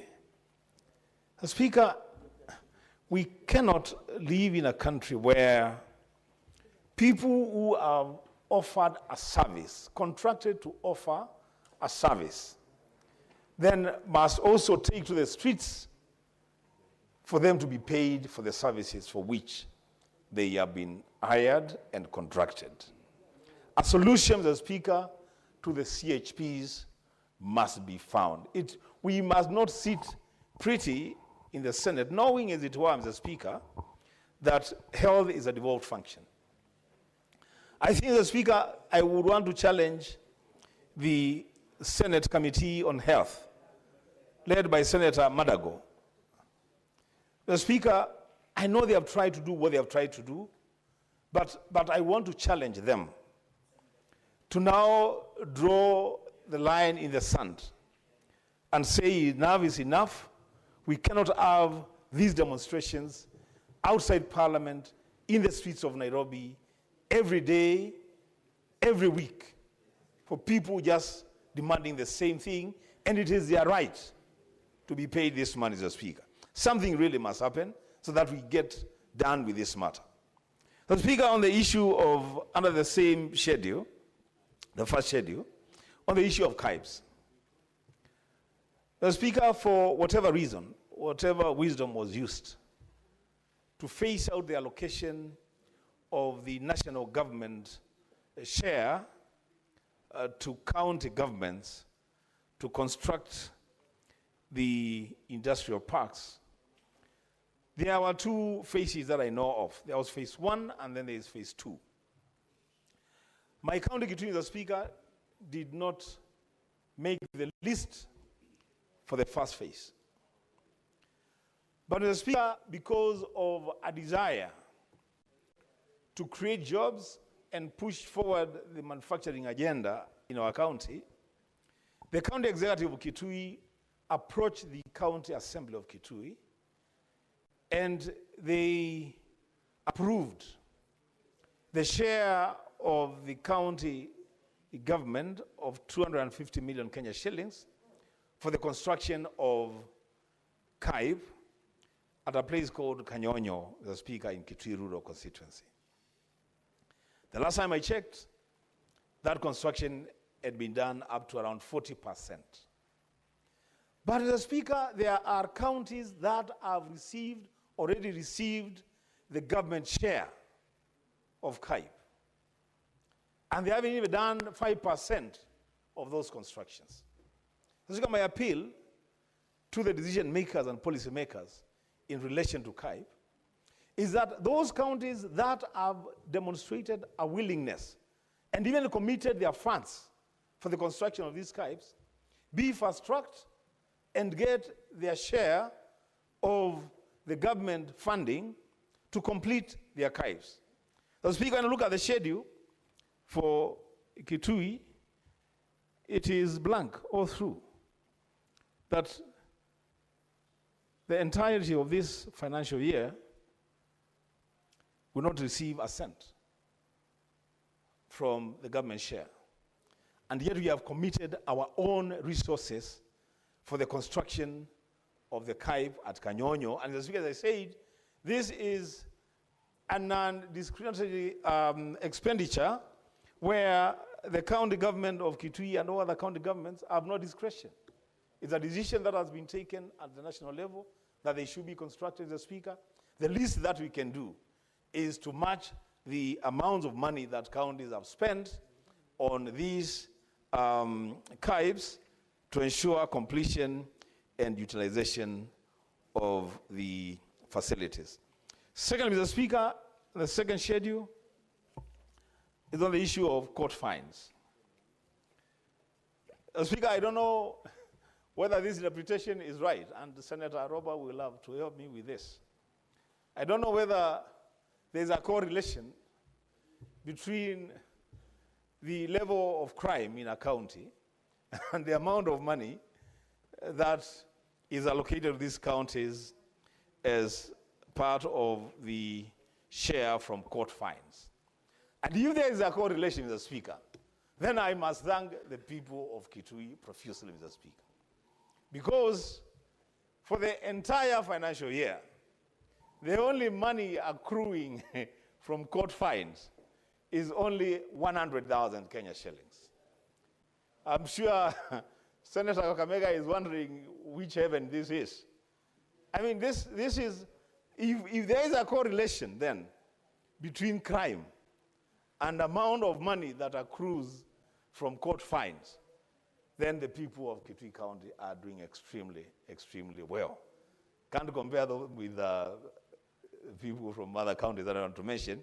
But the Speaker, this money being what it is, because it is very, very little money. The Speaker, some of this money, because it's already accrued, it's already realized revenue.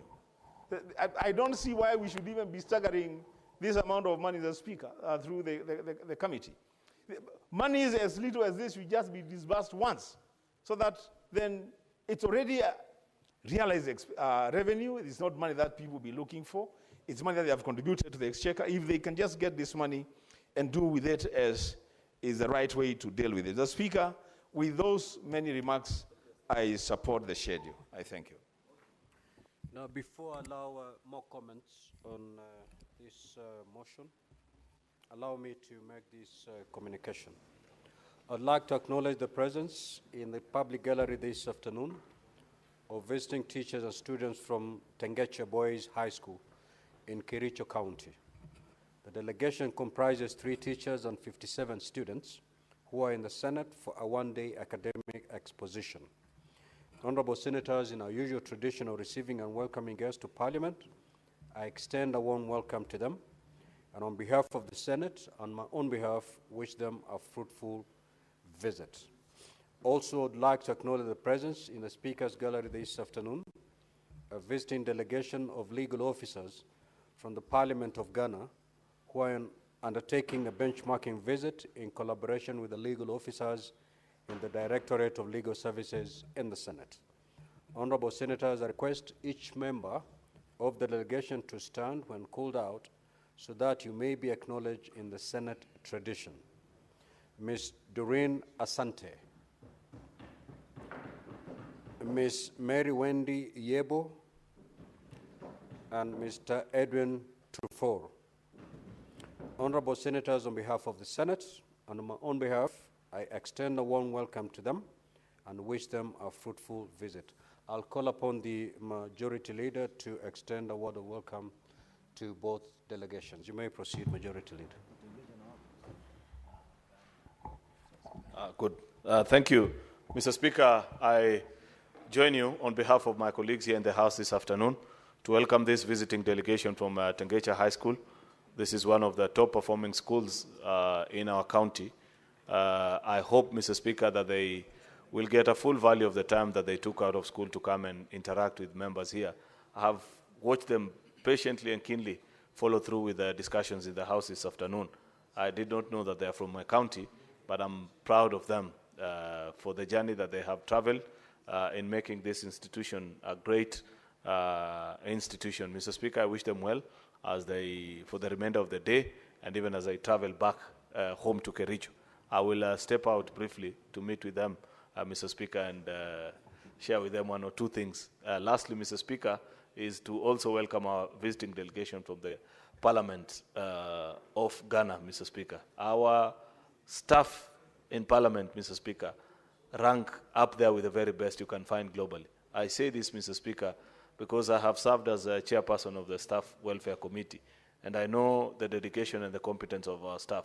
Each year we receive delegations from across the globe, Mr. Speaker, who come to interact, learn, knowledge share, skill transfer from various parliaments around the world. Therefore, I hope that this delegation will not get anything less, but interact and learn and share knowledge together with our staff. I wish them well in the remainder of their time here in Kenya and as I travel back home. I thank you, Mr. Speaker. Senator Mungatana, we proceed with the debate. Thank you, Mr. Speaker. Mr. Speaker, I rise in support of the motion that is before us. Mr. Speaker, the Constitution of Kenya says in Article 202 that revenue will be raised nationally, but it will be shared between the two levels of government, between the national government and the county government. Mr. Speaker, one of the problems that I have identified since we have been in this Senate is that the National Treasury, Mr. Speaker, seems to be holding brief only for the national government. And it does not, in many ways, consider county government as part and parcel of it. Mr. Speaker, it is time that we consider seriously how we can pass legislation within the Senate in our capacity as the protectors of the counties so that we can create a separate treasury or a division within the treasury that specifically serves the county governments. Mr. Speaker, the problem with this schedule is that when it comes to exchequer releases, when it comes to disbursements to our counties, the National Treasury tends to lump the responsibility of disbursement to the counties with all the other responsibilities within the nation. And then the responsibility to disburse timeously to the counties, it is relegated to the back so that, Mr. Speaker, they will disburse money favoring the national government and they will disburse money disfavoring the county governments.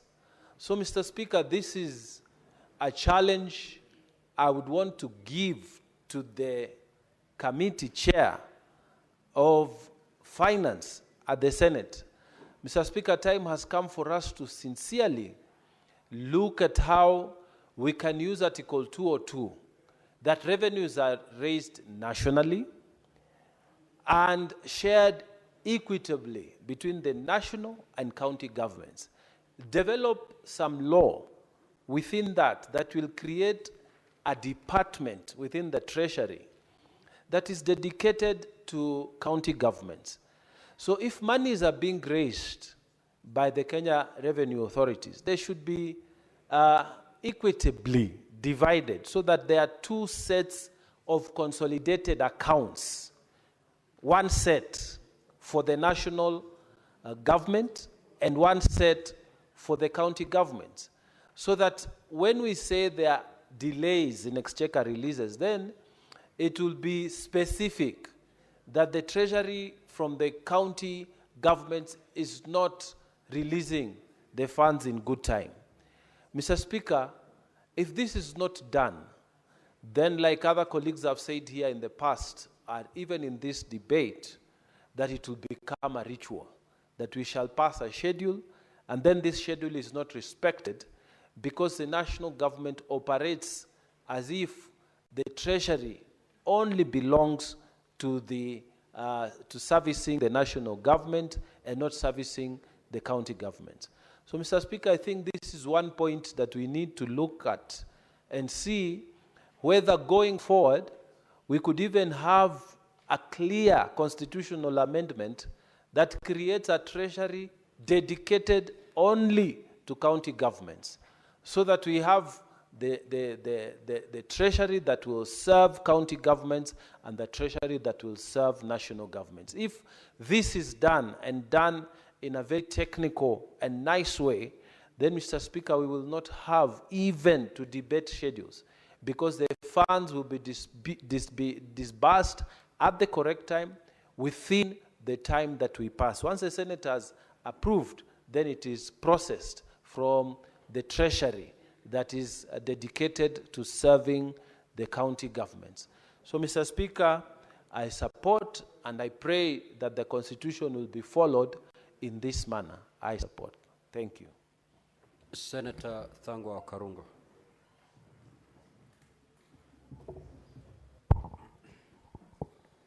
Thank you very much, Mr. Speaker, to give me an opportunity to support this schedule for the counties, Mr. Speaker.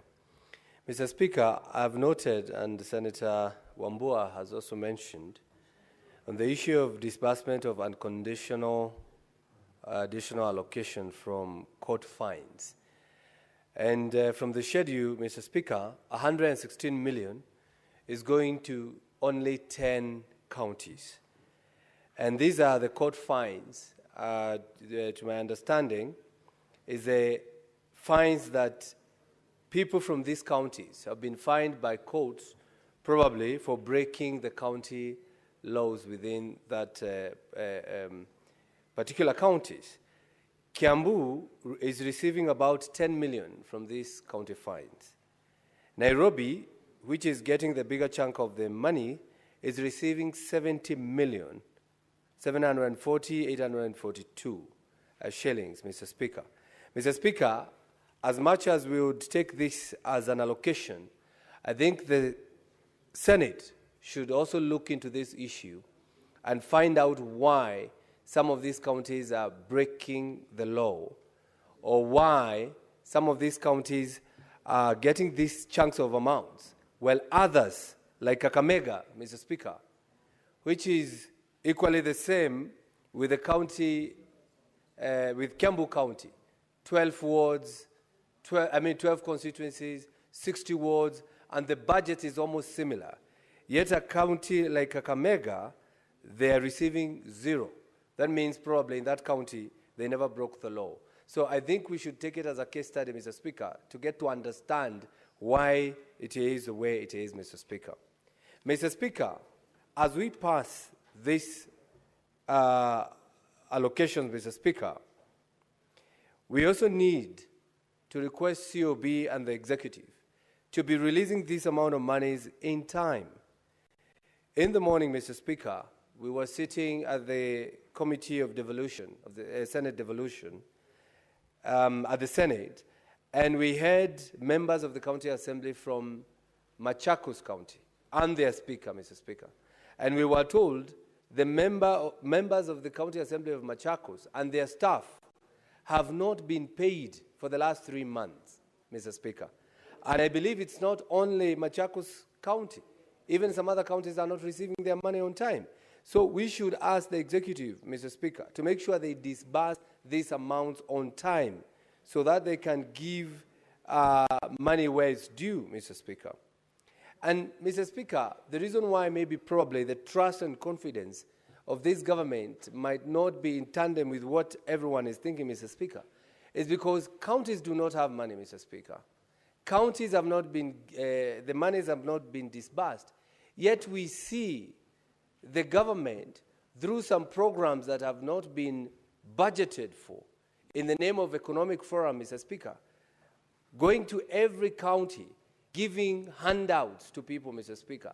Somebody might ask, why are these programs happening that are not budgeted for, they are not within any law, no motion was passed on it, yet the monies that the Senate has allocated and approved is not being disbursed to the counties, Mr. Speaker. I think this is an issue that we need to look into.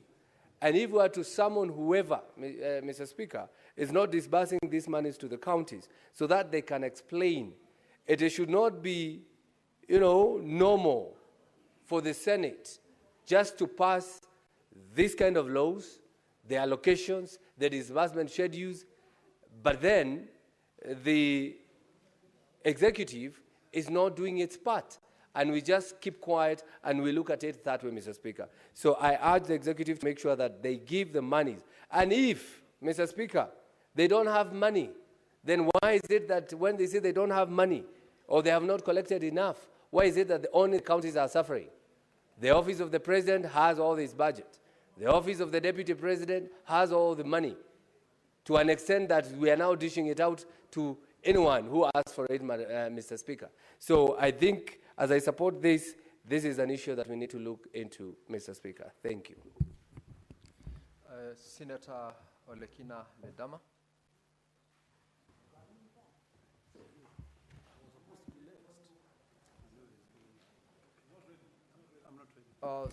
As if Senator Olekina is not ready for a contribution, Senator Okongo Omogeni. What are you saying?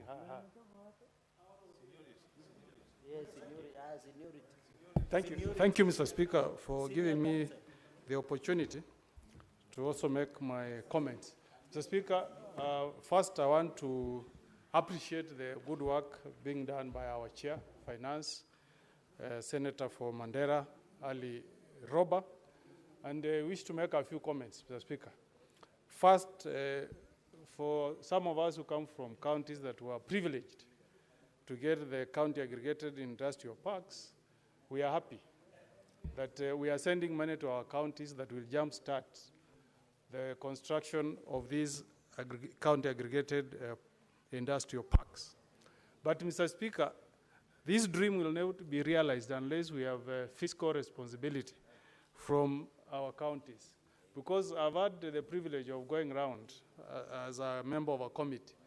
And you will find, Mr. Speaker, that there are counties that have made very good progress in construction of these industrial parks, while some are lagging behind. And, you know, Mr. Speaker, there is no explanation other than attributing it to the effective management of our counties. Especially for my county, I'm happy to tell my people of Nyamira that we are now sending 52 million shillings to Nyamira. And I hope that the construction that is ongoing at Sironga will now pick up at a better pace than what we have seen before. Because we want these parks to be finalized and people start utilizing them so that we can see transformation. Otherwise, if we have them on paper, we are talking about county aggregated industrial parks, but we are seeing nothing, that adds no value to our people, Mr. Speaker. So I hope that our counties are going to make good use of the money that is being sent to our counties so that we can see progress, good progress, in the construction of these industrial parks. Curse be you, if you are a governor who receives money that is meant to transform our lives, and you divert it to your pocket. And I'm asking also, Mr. Speaker, the watchdog bodies like ESCC and DCI to be on the watch out. Because, Mr. Speaker, what happens is the moment this money hits some of our counties, those who have a very good appetite for public money will start announcing that money has come and it gets diverted. Second, Mr. Speaker, on this idea of community health promoters, I fully associate myself with the sentiments that have been made by colleague senators who have spoken before me. Let us not dehumanize people who are trying to assist the sickly in our society. There are people who have told me, Mr. Speaker, that they have not been paid their paltry $2,500 for the last 6 months. I mean, how unfair can we be? As senators and other state officers, we receive our salaries timely, every month.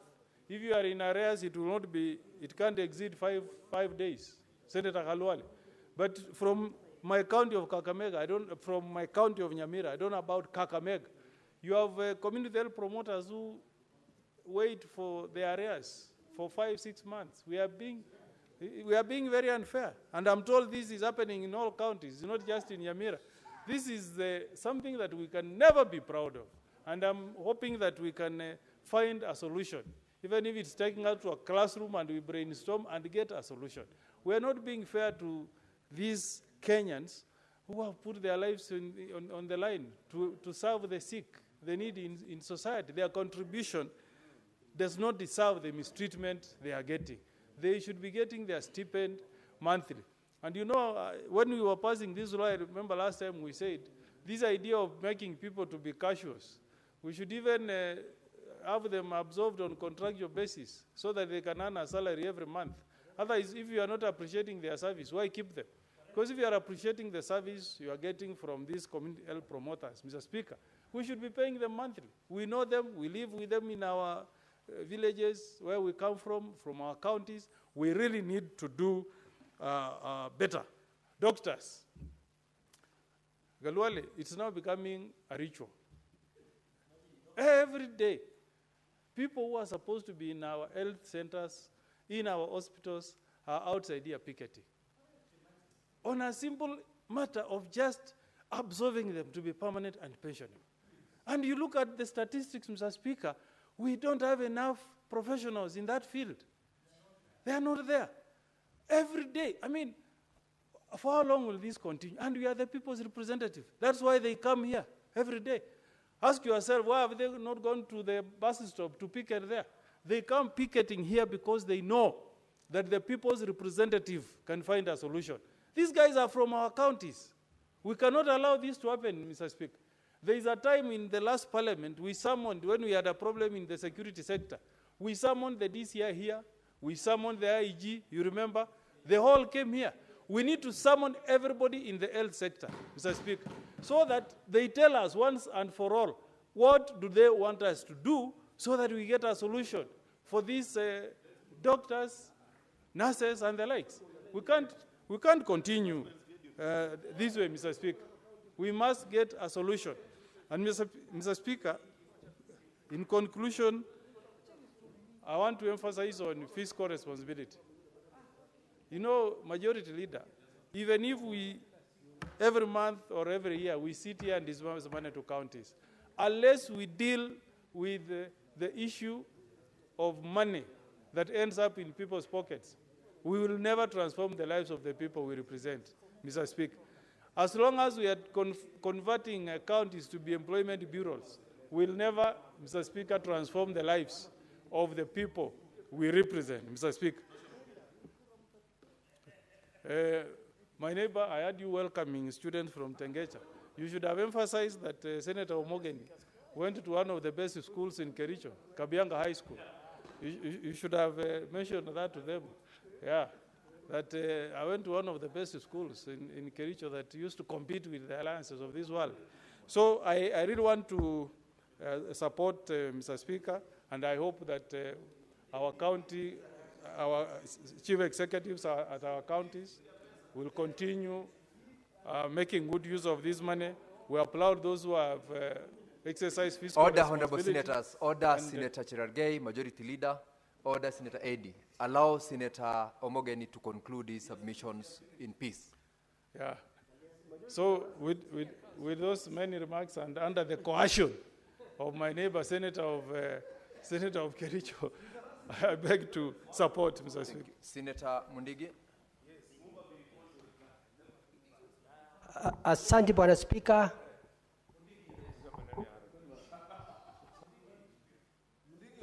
Order, Senator Aaron Cheruiyot. Allow Senator Mundigi to be heard in silence. Asante Bwana Speaker kwa kunipa ruhusa kuchangia mjadala ambayo unaendelea mambo ya pesa. Naunga mkono, lakini ningetaka tuweze kusaidia counties kwa sababu siko na shinda juu ya hela, juu ya health promoters na mambo ya madaktari na mambo ya visile vitu zingine kama mambo ya manji. Kama nafurahia kwa sababu kama kwa hii mgao ya pesa Embu County inapata milioni 279. Mambo ya upande ya Ndaninda watapata milioni 400, na pia health promoters na pia madaktari yote nakuja hiyo pesa. Lakini ningeomba tuweze kufuatilia na kusaidia, kwa sababu mara mingi county zinateseka kwa sababu kila kitu yote inaonekana kama magavana wafanyi kazi. Ningeomba wakati ule mwingine tukiongea mambo ya pesa, ningeomba mwenyekiti wa pesa katika Senate awe mara mingi tukipitisha au akiongea na Treasury ndio magavana wao wakipata pesa. Nikimalizia Bwana Speaker, naomba hata ile mgao ya pesa itakuja katika ile tunataka kuona kama counties zitapata pesa nyingi. Ningeomba kaunti zote siwe tukienda kupitisha kila kaunti ipate bilioni 6 ndio magavana waweze kusaidia counties juu ya devolution, juu ya department zile zingine. Kwa hiyo Bwana Spika, mimi naunga mkono, lakini mpaka Treasury iweze kuheshimu Senate na ndio Senate iweze kuheshimika katika maslahi. Kwa hivyo mimi kiwa Senator wa Embu County naunga mkono. Asante Bwana Spika. Thank you, Senator Olekina Ledama.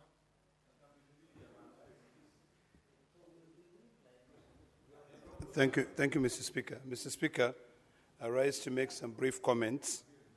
And noting that you are seated there, Mr. Speaker, I'd like to let the people of Bomet know that you've done a good job in making sure that they receive, at least with the CHPs, there are almost 74 million going to Bomet County. And also, in terms of the doctors' arrears, there's around 21 million going to Bomet County. Madam Speaker, Mr. Speaker, sorry, Narok County is equally,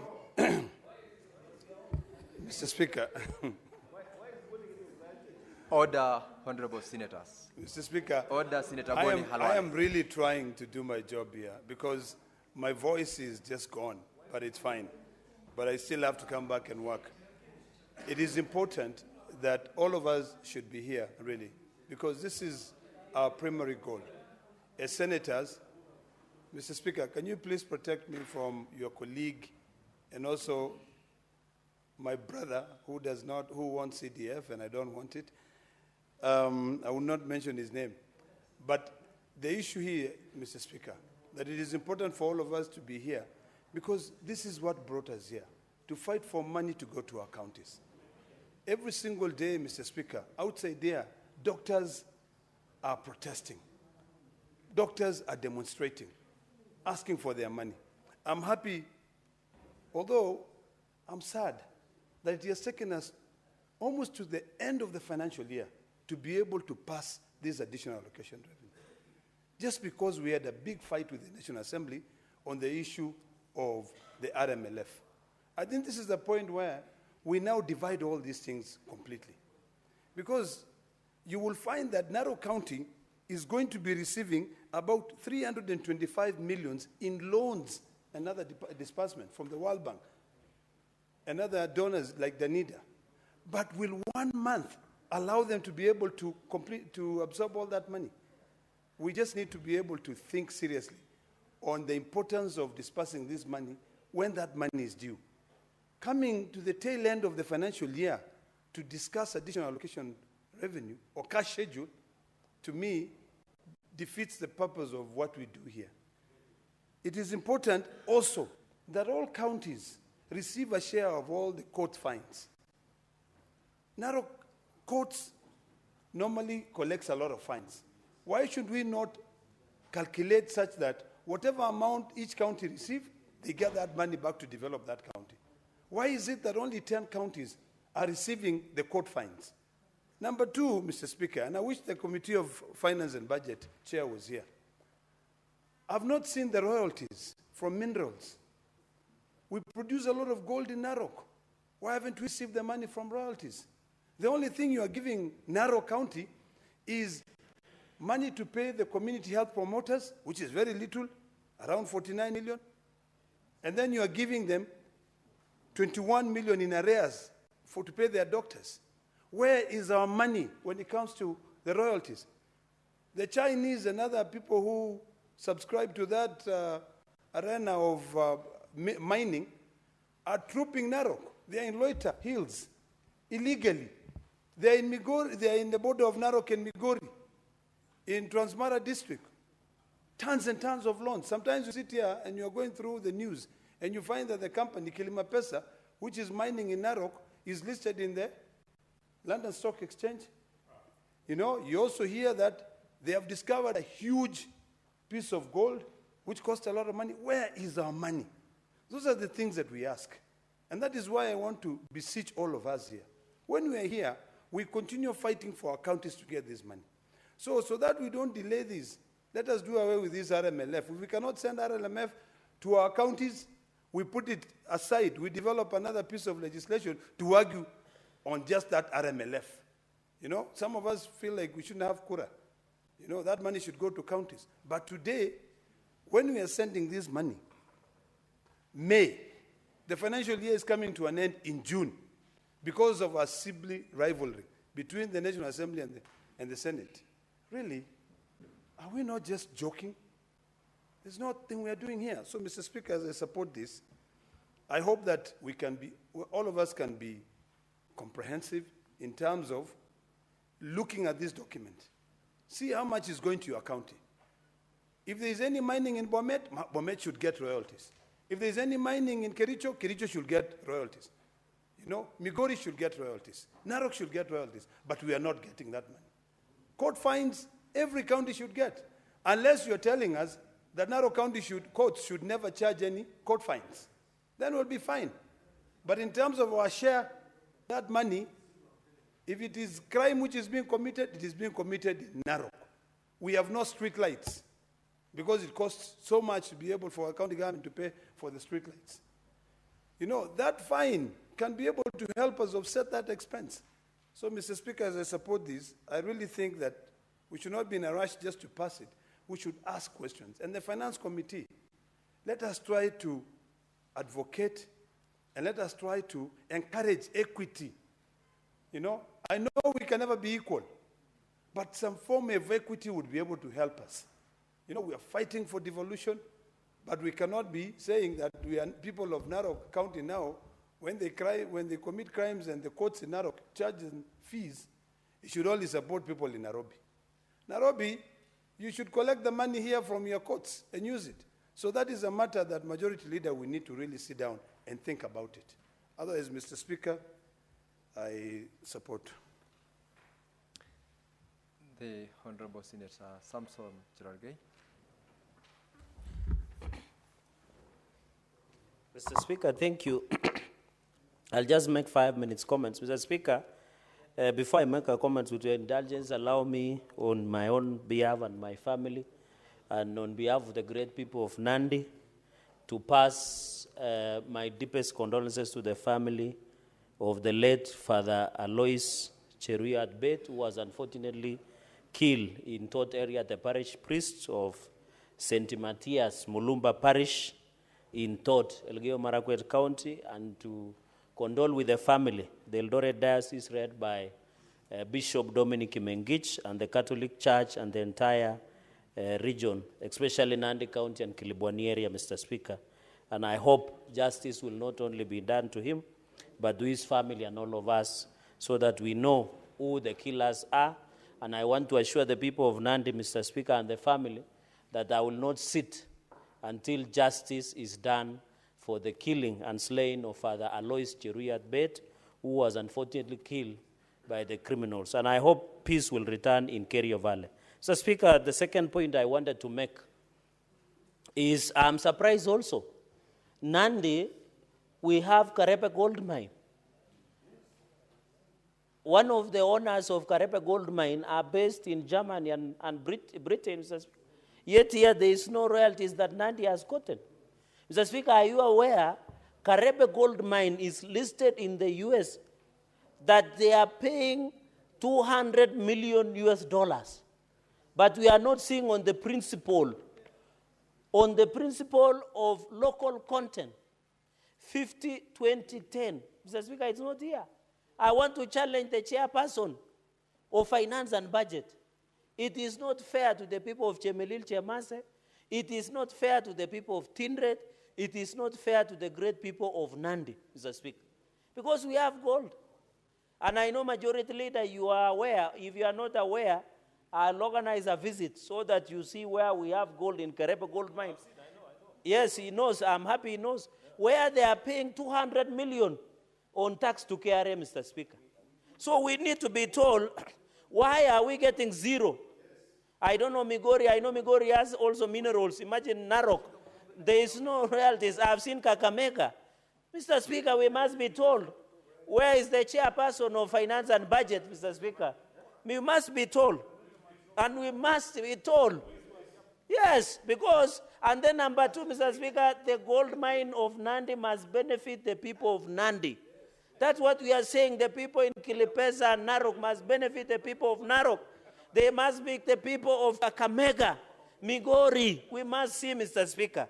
Therefore, I want to challenge on these royalties, even majority leader and speaker, as we pass now. Because I support this, we must look on the issue of mining royalties.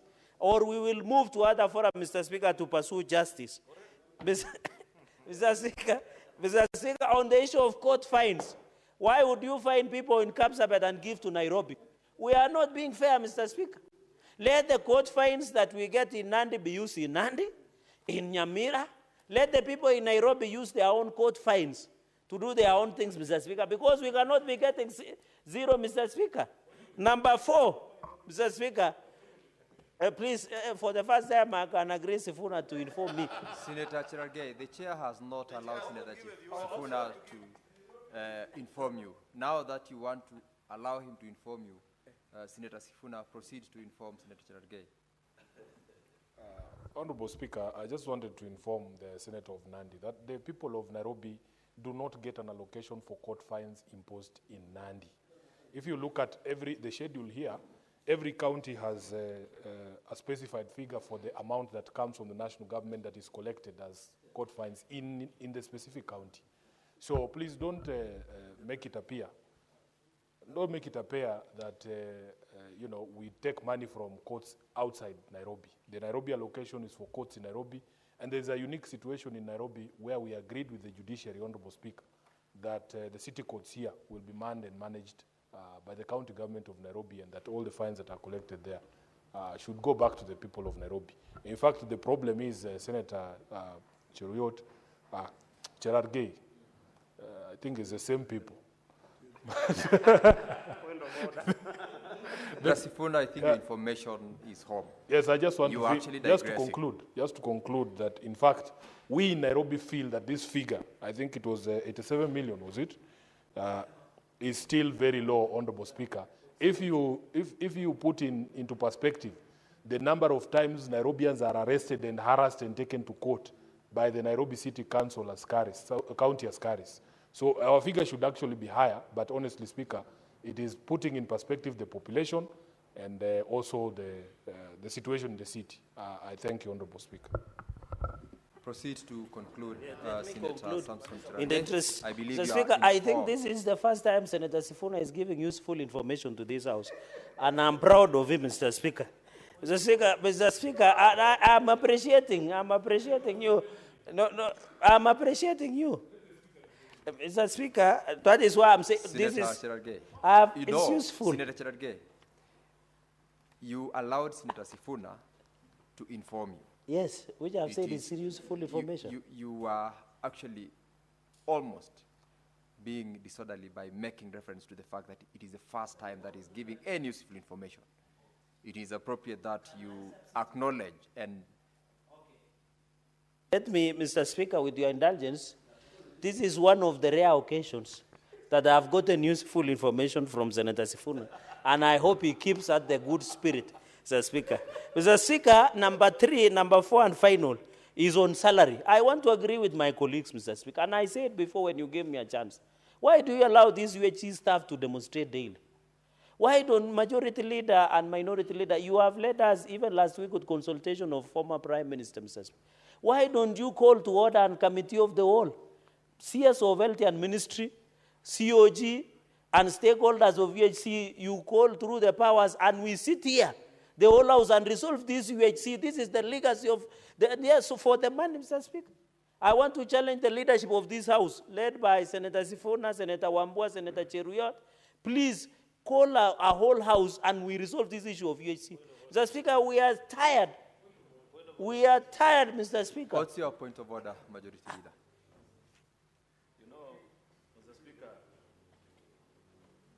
Last 2 weeks ago, I said that there is an emerging trend of content creators in the House instead of legislators. People, Mr. Speaker, who want to do things to the gallery, but they know very well that that is not where the solution lies. Senator Cherargei, I would have wished to help with this UHC challenge that we have. But you know for a fact that the solution lies in the National Assembly. All UHC staff are calling for is budgeting of their allocation for their salaries and consider absorption into counties, Mr. Speaker. Unfortunately, this is not the budget-making house, Mr. Speaker. In the division of revenue, we only consider resources that are divided vertically between the two levels of government, Mr. Speaker. But the final solution lies with our colleagues in the National Assembly. And I wish, in fact, today, when the UHC staff were outside here in the Senate, I sent a sergeant at arms to whisper to them that this is the wrong gate. The right gate to demonstrate is where they are now, Mr. Speaker, because they are presently before the National Assembly. So is it in order for Senator Cherargei to mislead UHC staff, Mr. Speaker, that their solution lies in the leadership of yours truly, and I don't know which other senator, while he knows for a fact that our powers are limited to division of revenue with regards to county allocation only, Mr. Speaker. I thank you. Thank you, Majority Leader. He made reference to the leadership of the House comprising Senator Sifuna, Senator Ombua, and yourself. So, Senator Cherargei, you take note of the comments by the Honorable Majority Leader, particularly with regard to the mandate of this House. What other point do you want to share, Senator Sifuna? No, Honorable Speaker, I wanted first to join the Majority Leader in saying that we as the leadership of this House have done our best for the UHC workers. The stage at which we are right now, it's not about stories, it's not about petitions. They want money. Money to be allocated from the budget for their absorption on permanent and pensionable basis. Honorable Speaker, I must say, I was very offended that the person who's responsible for that, the chairperson of the budget committee, while at a church on Sunday in Nairobi, instead of telling the UHC workers how much money he has put in the budget, he attacks Sifuna for being the person championing the UHC staff workers. So as a house, the leadership here, we have done our best. Let the chairperson of budget, the member of parliament for Alego, put money for UHC workers, and I want to Senator Sifuna, encourage them. I want to stop you there. Yeah. You are already making reference to a member of parliament who is not available in this house. No, I just wanted to send the UHC workers to the right. You have made your point. You have made just your a point. moment, Honorable Speaker. Take your seat, Senator Sifuna. Take your seat. Honorable Speaker, just let me Take your conclude. seat, Let me just You've conclude. made your point. Take Just your a small point. Just a small Senator point, Speaker. Sifuna, take your seat. Speaker, just a small point. Take your seat, I wanted the Senator UHC workers to know that as SG of ODM, I have Honorable Atandi's number. And I want them to be the ones, the messages they are sending to us in this house should be directed to Senator Honorable Atandi. That's all. That point is made. Thank you, Chair. Senator Sifuna, take your seat. Senator Cherargei, conclude as you also correct the position that you made as regards the leadership of this House. Mr. Speaker, let me, there is the principle of constitution. When you read the fourth schedule, Mr. Speaker, county health services is devolved. So I want to ask the majority leader to carry Constitution of Kenya 2010 closely and read Article 10 and Part 2 on the fourth schedule, Mr. Speaker. What I was saying, they should provide leadership because National Assembly has scarcity of leadership. That's what I was requesting. Was it too much to ask, Senator Sifuna? Yes, and in fact, Sifuna, you should call Atandi to order because he's your member of ODM and tell him to allocate. That is what I was requesting, Mr. Speaker. I didn't request a lot. I know the chairperson of health, Senator Mandago. Mr. Speaker, we were discussing this issue of UHC. What I want to appeal to the majority, Senate majority leader, because he also has ears and eyes of who is who in this country, to whisper, Mr. Speaker, so that this UHC can be resolved once and for all. Is it too much to ask on behalf of UHC? It is not too much, Mr. Speaker. That is what I'm all requesting, Mr. Speaker. Mr. Speaker, finally, so on this issue of salaries, and therefore leadership of this House, including yourself, Speaker, let us come out, provide leadership. In fact, when I ask, Mr. Speaker, you can see the majority are whispering that Anas, the person who knows Anas is Senator Sifuna. He said in public that he has Anas by the name. I don't want to mention the name. Was it Cindy or somebody? Mr. Speaker, and he said it on record in Migori in presence of Senator Gisheru, Eddie. And I don't know, maybe we'll ask him why. In fact, that is why Sifuna is my greatest supporter today. Because when you talk about anything around health, he remembers one nurse that changed his life. Mr. Speaker, Mr. Speaker, so the issue of salary that will come to Nandi is 176 million plus, Mr. Speaker. I want to challenge this will go to community health promoters, it will go to industrial park and health sector, Mr. Speaker. I expect this money to get value, and I agree with Majority Leader. He has said service is not about brick and mortar. My hospitals in Nandi are coming down, Mr. Speaker. When you go to Kapsabet County Referral Hospital, when you want to visit the most dirtiest hospital in Kenya, just go to Kapsabet County Referral Hospital, presided over by Sang Maladministration, Mr. Speaker. So I want to challenge and call upon the chairperson of health, and I've challenged him central, to come to Nandi. When you come to Kapsengere, it's told. You come to Kobujoy. Kobujoy is only, and you know the governor is your friend. God forbid if he gets an emergency medical condition. That project of Kobujoy Health Center is told, and he has consumed 100 million, Mr. Speaker. So I hope my doctors and nurses and healthcare practitioners in Nandi will get value. Finally, on the issue of World Bank and Danida, Nandi is going to get over 480 million, almost to close 1 billion, Mr. Speaker. We need to see this value. I have seen my project in Soria Township as told. Yet this money has been released, Mr. Speaker, 485 million, Mr. Speaker. When you see the footpaths that were contracted by county government of Nandi, the footpath that he contracted, Governor Sang, Mr. Speaker, cannot even be used by 2 dogs because it is too narrow. It cannot be used to pass by the 2 people, Mr. Speaker. We must be told what is the value. And 480 million, Mr. Speaker, is World Bank money. It is a loan. It is not a gift. It is not sadaka, Mr. Speaker. It is money meant to transform the lives of the people of Nandi. So this 485 million, Mr. Speaker, must give value to the great people of Nandi. With those many remarks, Mr. Speaker, I beg to support and let us vote, but I want to call upon the Finance and Budget Committee, let us sit on royalties and the issue of court fines. With those many remarks, Mr. Speaker, I beg to support and let us vote. Senator Eddie Okech.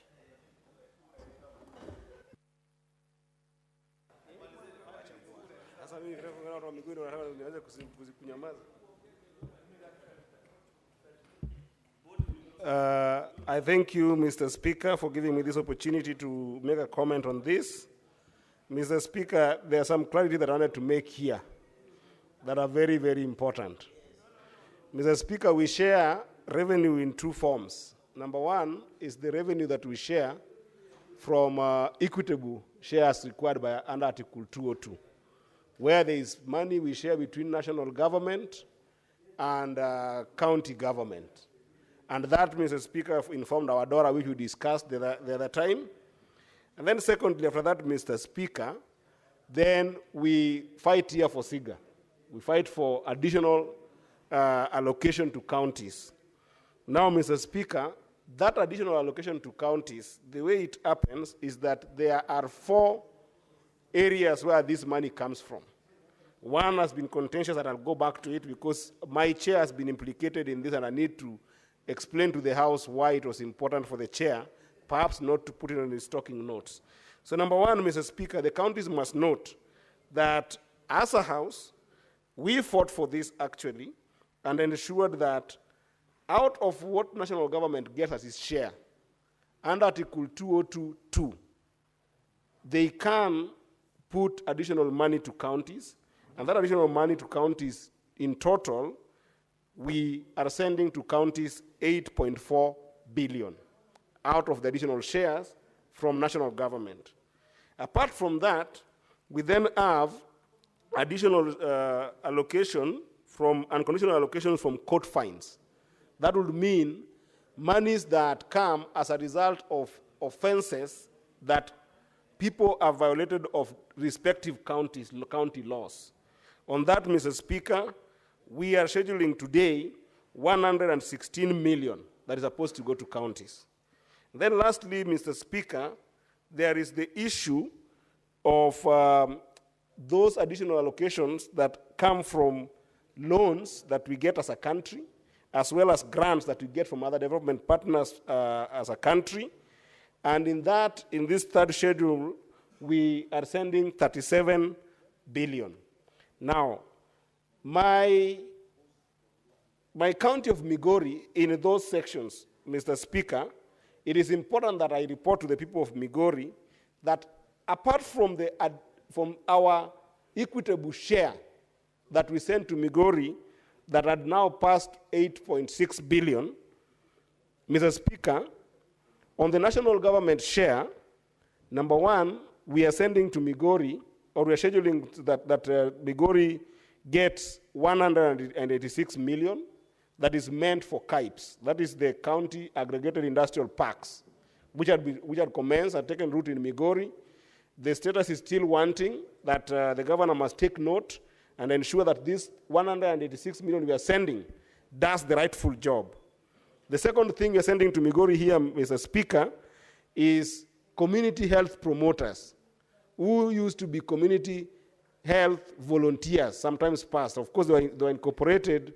And these CHPs are a key component of our healthcare system in Migori County, and we are giving an additional 88.4 million in this schedule. And Mr. Speaker, lastly, on that national government share, we are sending an additional allocation for doctors' salaries in arrears that are in Migori, Mr. Speaker. We are sending 27.7 million. In that category alone, we are adding a whooping 302 million to Migori County. I think this is commendable. But Mr. Speaker, as it has been said, and it affects Migori and other counties, I wish the National Assembly, in passing this schedule, would have added under national government share a portion for universal health care workers. This should have, this is the portion that they should have added, Mr. Speaker, so that you can deal with this issue of moving the entire payroll of universal health care workers from national payroll and then putting them on county payroll, yet there is no money to follow that payroll. I think it's going to be problematic that we might face a situation where we will have a total collapse of primary health care because, Mr. Speaker, if that payroll is transferred to counties and there's no allocation under this additional allocation bracket, what will happen is that those workers will go to counties and then they will not work because there's no money. Then before they realize, they'll drop out and hospitals, as well as all other healthcare facilities, will not function.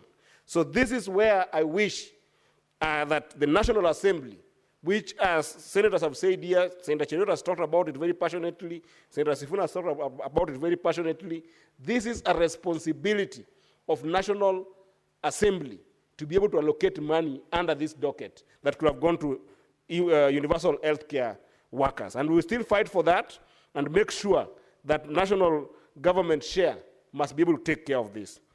Moving on, Mr. Speaker, Migori County seems not to have so many offenders to the county laws because checking on this, we are scheduling under court fines as additional allocation just about 974,000 shillings.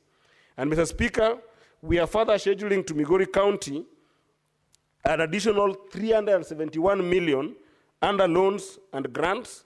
That includes FLOCA, that includes money from Danida, includes money from World Bank. And in all this total basket, Mr. Speaker, we are adding Migori County an additional 674.8 million. This is money that, Mr. Speaker, if you put to good use, it should be able to transform the life of people of Migori County. And I want to urge the leadership of Migori County, the county government, that after doing all this work here, we must make sure that these monies are put to good use and are put in a place that they can be able to serve our people. Lastly, Mr. Speaker, I said I wanted to bring a recourse to a conversation that has implicated the chairperson of finance on the issue of mineral and royalties. The reason why it's not comprehensive here, Mr. Speaker, ordinarily, that amount of money should also feature as an additional allocation to counties in this conversation. Because there are counties like Migori County that has got a lot of gold, and this money sometimes leaves our communities. It doesn't go back to Nyatike, it doesn't go to Osiri Matanda, it doesn't go to Masara. And even now, Mr. Speaker, if you look at Keancha, today you will see an emerging mining population in Keancha bigger than some quarters that have been known for mining. So the mineral royalties must go back to our counties. But I wanted to say that the reason why perhaps my leader in the Finance and Budget Committee did not talk about this, and perhaps it didn't come to this, is because, Mr. Speaker, the mineral royalties is guided. Your point of order, Senator Mandago. Yes, Senator Eddie, take your seat. I'd like Senator Eddie to clarify. I've just had a statement. I thought, you know, this English is also sometimes very confusing, Honorable Speaker. In his statement on minerals, he said that the chair of finance is implicated. This English will, the people of Mandera might think that their senator has begun some mining business, while to my understanding and perception, he was referring to the committee in terms of the role of minerals. Maybe so that it is clear, and because this is a house of record, Honorable Chair. Senator Gasheru, proceed to make that clarification for the comfort Yes, of Mr. Speaker, it is 4:51, and Senator Mandago has just walked in. So I understand his plight. I said that when one of the senators was speaking here, he accused the chair of Finance and Budget for not fighting for the inclusion of mineral royalties in this disbursement schedule as an additional allocation, which is true, but I was trying to give clarity of why that did not feature here. So that's where I was going, and next time try to come to the House early, Senator Mandago. So, Mr. Speaker, what's happening is that the mineral royalties is guided by the Mining Act of 2016, and that particular allocation is actually under Section 181 of the Mineral Act. That Mineral Act is further guided, Mr. Speaker, by the Mineral Royalty Sharing Regulations of 2023, which actually passed also through this House, Mr. Speaker. And if you further look at the PFM Act, Mr. Speaker, you'll see that the PFM Act under Section 28 requires that mineral royalties after the collection are first of all put into a mineral royalties collection account, which then, under Section 75 of the PFM Act, that collection account then must then be transferred to the consolidated fund account.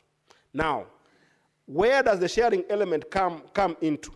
Under those regulations, Mr. Speaker, if you look at Section 5 of those regulations, and I'll read it word to word, it says that the accounting officer of the State Department shall prepare and submit to the National Treasury by the 15th day after every quarter a schedule of royalties on the amount. One, of the royalties received from holders of mineral rights, and then two, what amount out of those are due to the national government, and then are due to the county governments, and those that are due to the communities respectively. I don't want to bore you with much, but it goes actually further to share the apportionment in terms of percentages that must go to national government, county governments, as well as local communities. So that schedule is actually already there, and it is established by law and subsequent regulations. So it is not that the chair of finance wasn't aware of this. We conversed on this. The chair of finance is quite well informed. I am well informed as a member of that Finance and Budget Committee. Senator Boni Alori is just as well informed, and all the members of that committee are quite well informed. It's only that schedule is already prescribed for by law, and that's why it did not feature on this. With that, Mr. Speaker, I want to support this schedule, and I want to encourage that we keep on fighting hard, that the National Treasury must not only share with us this schedule for us to pass, but they must honor this schedule to ensure that those monies go to the counties on time, and those monies reach our people just in the same spirit as the equitable share that is furthered with Article 219, that says that money must actually reach those counties in time, without delay and due delay, and in the measure that has been passed in this House. I support, Mr. Speaker, and I hope that we will go into a good ride with the National Assembly, as well as the National Treasury, in making sure that in future schedules, and actually in future county additional allocation resources, money will be allocated to UHC's workers to ensure that they are also included in this kind of schedule and can be able to get their money. I thank you, Mr. Speaker. Senator Abbas Mohammed. Thank you, Honorable Speaker. Honorable Speaker, I also want to join my colleagues to support the disbursement schedules for 2024-25. Honorable Speaker, this additional funds schedule is coming actually too late. That it's now end of May, and you have only 1 month for this fund. And it's actually very unfortunate. I was a member of the Committee of Mediation. And every year, whenever we were talking about the additional funds, we must also have a mediation team, a committee, which is very unfortunate. It is actually the high time this House will discuss on how best we can handle this money independently from the National Assembly. Because it's actually a deliberate move that this money delays always. And at times, the Treasury release funds to the counties very late. You see, money not being released for almost 3 months for a whole quarter. And members, are, even the workers are not paid. I think the issue of releasing funds to the counties must be discussed in this Senate, and we must come up with a way that we can be able to achieve money in a given time, like any other institutions in the National Assembly, in the national government. Honourable Speaker, in the Schedule 1, my county has received almost 265 million. And one is the CAIBs. Honourable Speaker, the CAIBs, this is the county aggregated and the schedule back. I see so many buildings coming up in my county, very huge buildings. So asking myself, are these really a priority for me? Because even the industries, we don't even have cottage industries. So when you start with those big buildings, I fear that we will be having white elephants after completing those buildings. Because if we don't have even the product to put this place, I don't know we're going to use for storage of cereal boards like a cereal board. One other thing, Honourable Speaker, the money allocated to community health workers. The community health workers actually are poorly paid. It's just a small token of 5,000 shillings per month. And even that 5,000 is not received on time. These people are doing a very important work, especially like my area is about 56,000 square kilometers. Then somebody is being told, go and do some work. There's no transport. There's no other support. There's no even public means to go to some of these far-fetched places. And therefore, I'll urge the Finance Committee to look at this issue of the community health promoters, so at least we can be able to improve their allowances. As it is, actually, this is actually an abuse of the human rights. Actually, this is actually a human rights abuse, because you cannot send somebody to go and work for you, and then you don't even give him the necessary support, and even the little 5,000 shillings delays. So I think we need to have, as you know, an outstanding salary payment or allowance payment for these members of the health promoters. Honourable Speaker, on the doctor's salaries, actually, as already said by some of my colleagues, it's very unfortunate. Every morning we're hearing people, doctors wearing uniform, loitering in the streets, making noise. This is actually unprofessional. And that's not happening in this country. These are not hawkers. These are people who have been going to school for almost 7 years. Who want to do all the siding and then going to one of the best brains in this country. And then they walk in the streets every day demanding for their rights. This should not be happening anymore. This Senate has to intervene and come up with a way where these doctors can be helped. Especially the UHCs are not only doctors. There are nurses there, there are health technicians of all sorts of cadre. And therefore, we must come with a solution to this problem. And this must come to an end. Finally, Madam Honourable Speaker, I will ask the Committee of Finance also. If you go to our counties, the ECDs, this is actually the early childhood, don't have any money that has been allocated to them. They are the mass of the counties. The counties, and these are actually the people that we need to depend in the future. These are young kids that are coming up. They have no proper classes. They have no materials. They have no even desks. Some of them, like my place, kids are sitting down. And the classes are actually overcrowded. And therefore, there is no allocation of funds for ECDs. I think that the additional funds shall have also ECDs money for the ECD classes and students, so that at least we can have a better environment for the learning of those young girls and boys that are upcoming Kenyans tomorrow, who will be the future doctors and everybody. For the court fines, Honourable Speaker, I think this is not fair. Every county must get the realities of the court fines. Because I know in Nairobi, Every Kenyan comes here for the High Court or Appeal Court, and they come from all corners of Kenya. So the money should not only go to Nairobi or a few counties. The money must come to all counties, however little it's going to be. Finally, Honorable Speaker, the money from donors.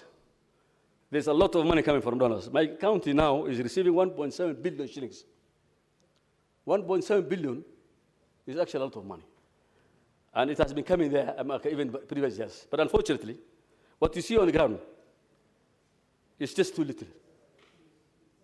Just too little, Honorable Speaker.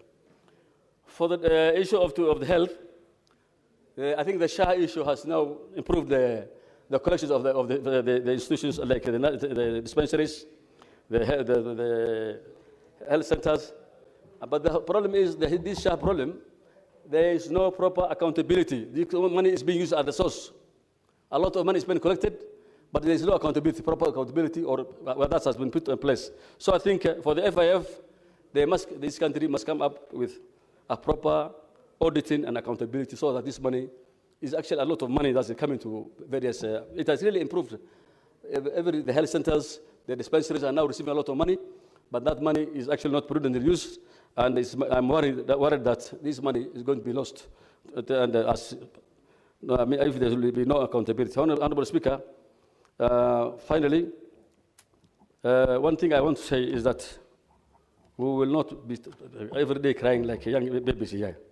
That money must be allocated to the counties, and we will say the treasury must have a section for the counties, so at least they can have an independent institution that will take care of their funding and their budgets.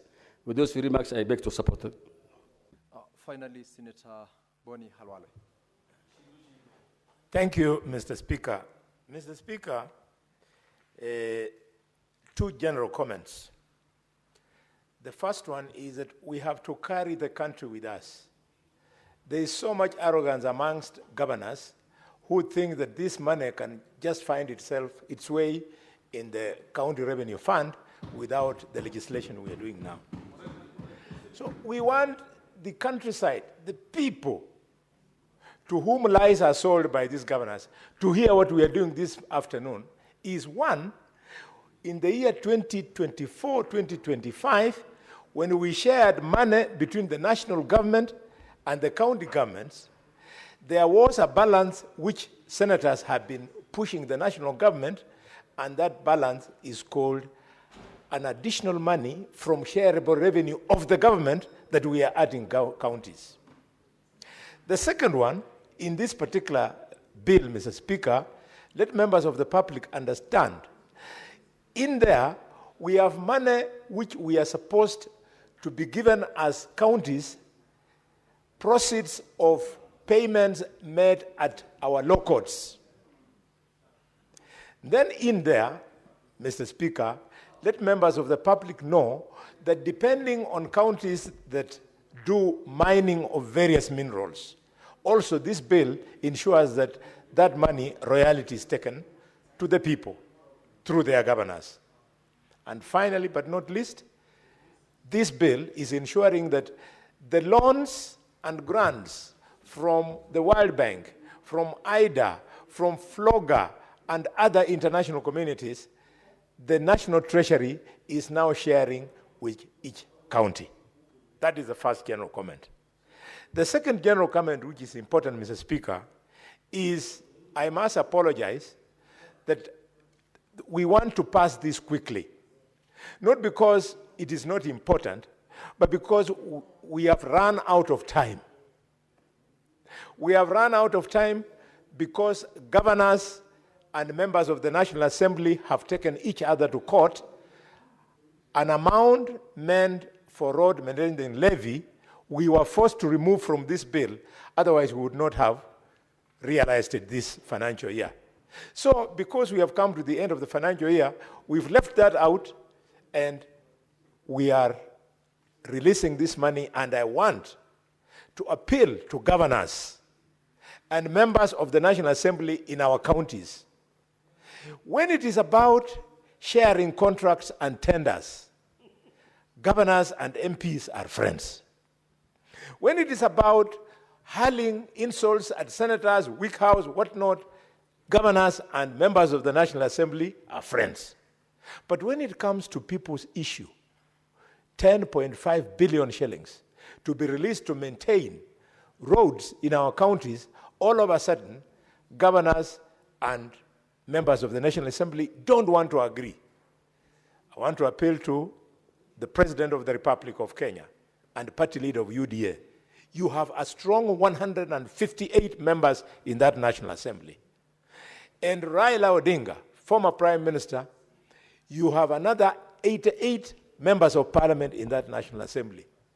What stops the two of you? Having agreed at the top about broad-based government, what stops you from whipping these MPs so that they withdraw these little cases they have in court that delay members of the public to enjoy good, fitter roads?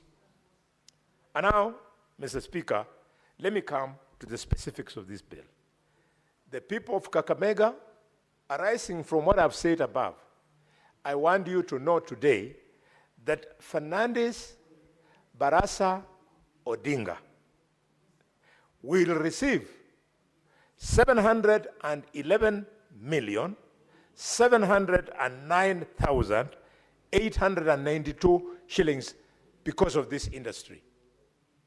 I therefore, Mr. Speaker, want to appeal to the doctors of Kakamega. You are owed salary arrears. In this bill, there is 44,529,977 shillings. Doctors of Kakamega, please, these millions, next week, Barasa should pay you these arrears. If he doesn't, I will come and lead you to the office of the governor and we throw him out until he has paid you, is when he'll understand that we are not playing games in Nairobi, Mr. Speaker. Secondly, I want to appeal for calm amongst the community health promoters of Kakamega. In this bill, we have brought home 127,500,000 shillings. Mr. Speaker, I'm appealing to all the community health promoters from Likuyani to Lugari to Malava to Navakholo to Shinyalu to Ikolomani to Lurambe to Mumiasi East to Matungu to Mumiasi West to Butere and Huisero. All of you, next week, take the nearest border, go to the governor's office, you'll find me there. He must pay you this money. It is there. If we don't force him, the theft he used to practice in Ketrako, he has exported it to Kakamega. He will chew this money, you will have nothing to eat. Mr. Speaker, because of this bill... What's your point of order, Senator Faki? Mr. Speaker, sir, I don't like to interrupt a colleague in his thoughts and presentation in this House. But I had, if I'm correct, I had Senator Khalwale saying that the theft at Kentraco, and that is his casting aspersions on the person of the governor of Kakamega. And I don't think that is right, because there have been no accusations leveled against that governor in this House to warrant such blatant attack and violation of our standing orders. Thank you, Mr. Speaker. Senator Boni Halwale, you are a senior member of this House. Exactly. I'd like to remind you about the provisions of Standing Order 121. Exactly, Mr. Speaker.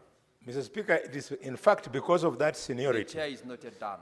Eddie, Senator Barasa's papi. Senator We are talking about the people of Kakamega. Senator Halwale, order, Senator Halwale. Speaker, sir, it is because of that seniority that I want to appeal to the distinguished senator from Mombasa. I'll deal with your point of order. Let me finish with that one. Proceed, Senator Halwale. And Thank you, Mr. Speaker. I indicated to you that the chair was not done in directing you to the provisions of Standing Order 105 and Yes. 121 Yes. with regard to the nature of statements you can make and also the order in this House. As you do that, remember that particular provision of the standing orders. And the chair is aware that you are a senior member of this House, and I will not hesitate, by the way, to apply the provisions of this. Thank you, Mr. Speaker. Mr. Speaker, indeed, it is because of the seniority that you are alluding to that I would like to appeal to my younger brother, who is my junior in this parliament by many years, that I'm alive to that fact. It is because of the ongoing case of 18 billion of Ketraco, for which the governor was arrested by EACC, that I've opened my mouth. And therefore, if you had challenged me, Mr. Speaker, why don't you keep your cool? If you had challenged me to then substantiate, I would have substantiated using that case. Mr. Speaker, sir, I want to use this opportunity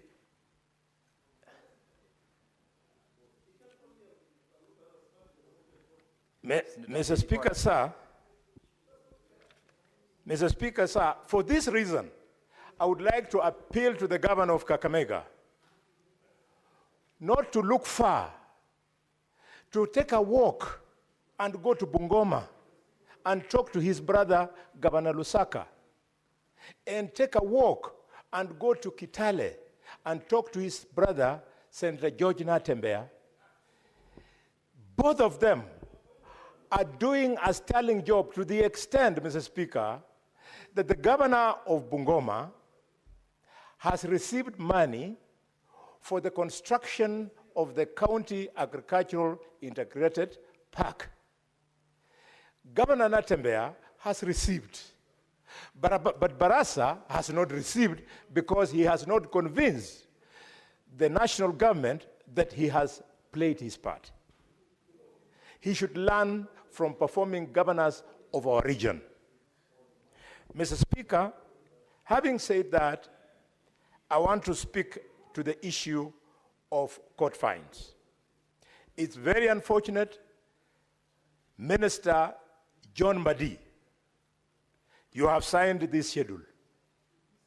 You have declared that Kakamega does not deserve even a single shilling from court fines. And you know that in a county of 2.5 million people, Kakamega, these cases go on all the time. Where is the reimbursement for Kakamega from the National Treasury, CS Mbadi? It is because of this, Mr. Speaker, that I want to draw the attention of members to the fact that this little money they are dispersing here to us is a sweetener. There is no audit to tell us how much money was collected in the whole country. This is arbitrary. In fact, this is the budgeted corruption that members of the public have been pushing on social media and other forums. Yes, I would like to be informed by the Senator of Kitui. Senator Boni, Halwale. I haven't heard Senator Wambua requesting that the chair allows. I'm sorry. Yes. Mr. Speaker, I proceed. Mr. Speaker, because these funds have not been audited, we don't know what it is that we deserve from the consolidated fund. Because of this, Mr. Speaker, I want to propose to this House that we should bring the necessary legislation or amendments to the PFM Act to provide that we now have a clear-cut structure that separates appropriation in aid at the courts due to cases from county legislation. We separate it from cases due to national legislation. This appropriation aid, it is very easy, Mr. Speaker. All we have to do, just like we have a county attorney, we can also in this law provide that we have a county magistrate court for dealing specifically with cases arising from county legislation. And then money due to those cases is paid not into the consolidated fund, but it is paid into the county revenue fund. The moment we do this, Kitui will get her money, Kakamega will get her money, Nairobi will get its billions because it is too much money here. This theft at the national treasury that we are allowing, we must lock it with the necessary legislation. Mr. Speaker, if there is crime, then it is on realities. There's so much gold in Kakamega that in his wisdom, the president has led his cabinet in recognition of that gold to construct the first and only gold refining factory in East Africa, in Kakamega.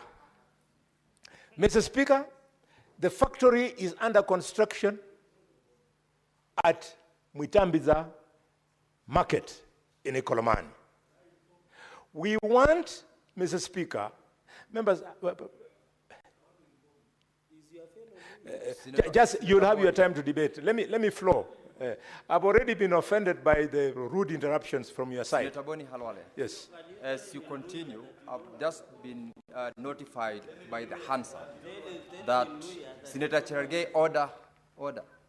The Hansard, Senator Boni, has just confirmed the reference by yourself to Senator Eddie's intervention that you actually made reference to him not being Governor Barassa's puppy. As you proceed, you must withdraw and apologize on that reference. That yes, Mr. Speaker, you need to do that. Indeed, I used the word puppy, but because sometimes I attempt to speak clear English, I said, Senator Boni Halwale. Mr. Speaker, the chair has directed that you withdraw and apologize for that reference before you proceed with your submissions. Yes, I want to do that, but I want to clarify what I said. I have... Order, Senator Cherargei. Order, Senator Cherargei. Order, please. Chair, I will not kill by explaining what I said and then apologize. Continue. Yes. Mr. Speaker, sir, I am not so unreasonable as to call a colleague a puppy. I said, you are not Governor Barassa's puppy. That's what I said. And if that word means in English that I call him a puppy, I withdraw and apologize. I would never call a colleague a puppy. Mr. Speaker, sir, it is because of this abundance of gold in Kakamega that the president has afforded us with his cabinet, with his government, to construct a gold refinery in at Mwitambiza Market. At Mwitambiza Market in a Kolomani constituency. Mr. Speaker, this is being the case. How on earth can the Treasury pretend that in this particular year, Kakamega did not deserve a single cent from minerals? And yet, now as we speak, if you go to Rosterman, 24/7, people are mining. Mr. Speaker, if you go to Imwiritsa village in Shinyalu, 24/7, people are mining. If you go to Isulu, if you go to Malinya, if you go to Shikoe, if you go to Lirembe, if you go to Masienze, people are mining gold 24/7. Mr. Speaker, do you like to be informed, Senator Boni, by the Honorable Senator Sotsi? Yes, Senator Sotsi is my younger brother. I can...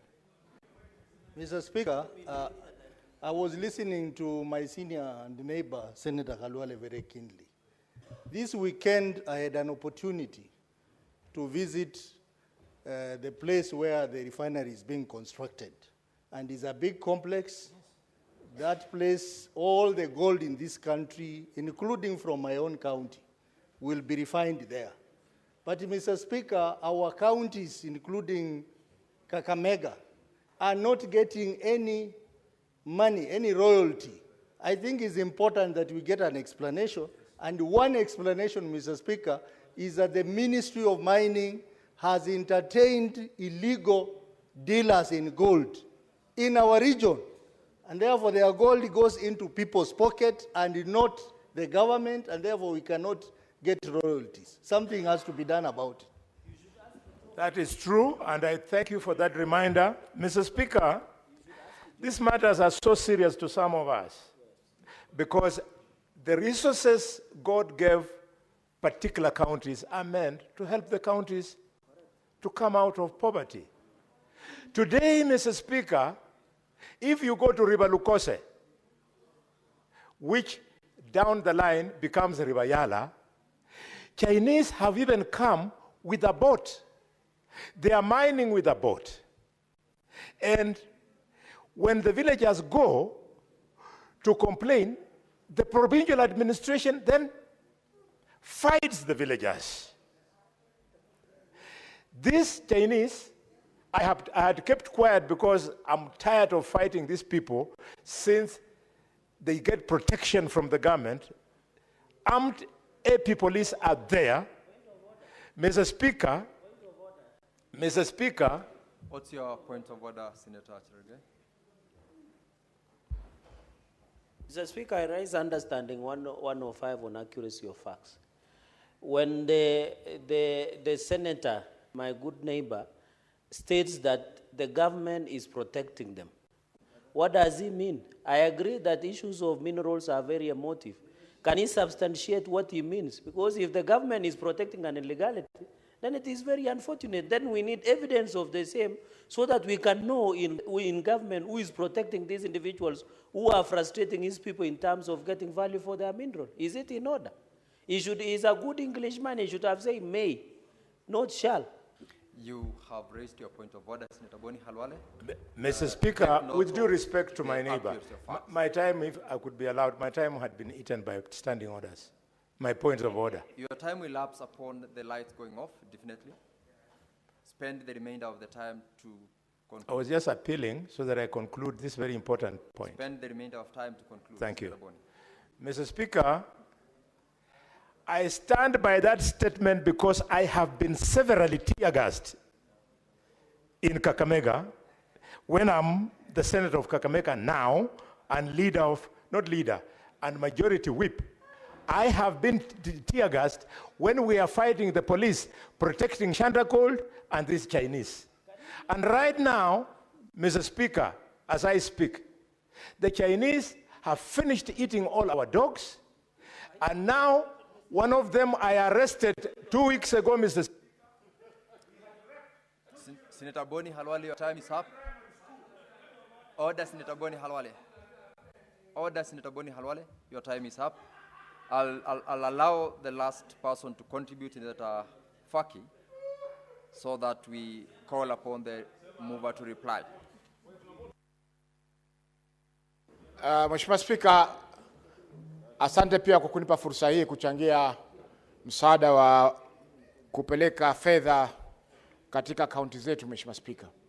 Mheshimiwa Spika, kwanza naunga mkono mswada huu, na yangu mimi atakuwa mafupi kwa sababu wengi wameshaweza kuchangia na singependa kurudia. Mheshimiwa Spika, jambo la kwanza ni kwamba ipo haja hivi sasa kuwa na sheria ambayo itasaidia kaunti zetu kuweza kupata zile fedha ambazo zinapelekwa kwa serikali kuu lakini baadaye zinarudi kwa serikali za kaunti. Kwa mfano, Mheshimiwa Spika,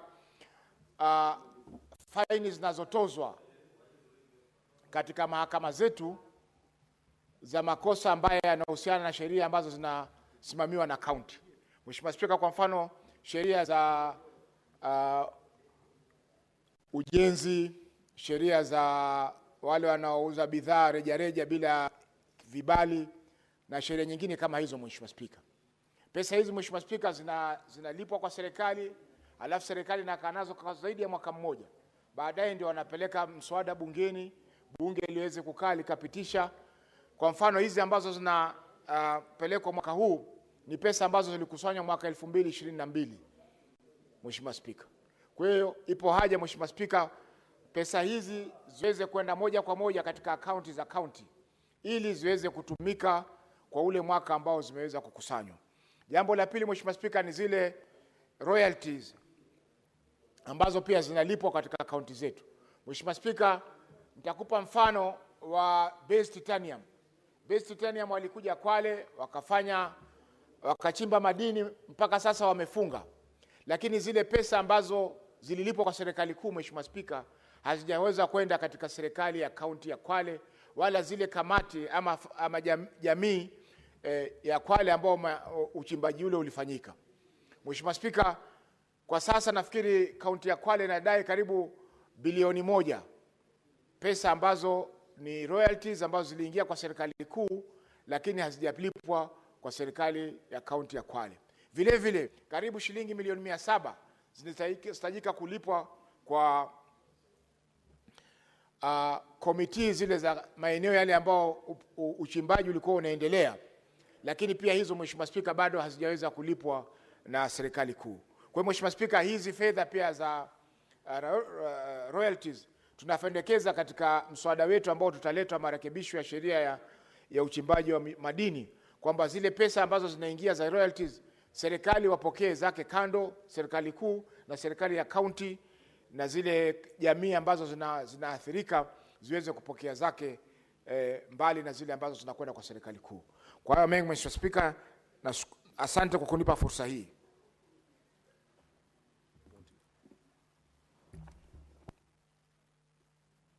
Senator Olekina already yes, I'm seeing from the dashboard there is a request by Senator Olekina, who already contributed to this. Honorable Senators, there being no other member, I call upon the mover, the chairperson of Finance Committee, to reply. Senator Proba.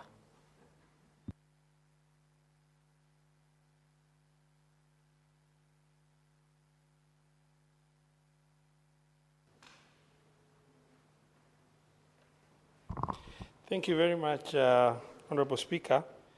I rise to reply, and I want to extend my appreciation and contribution to the Honorable Senators who have really contributed to this schedule.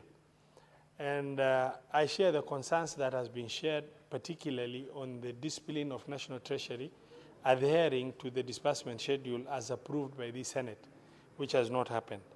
But considering we are approaching the end of the financial year now, the proposal in the disbursement schedule for county additional allocation disbursement schedule is that once passed, they will be able to disburse the funds in 2 tranches, 50% before the end of May and 50% within June.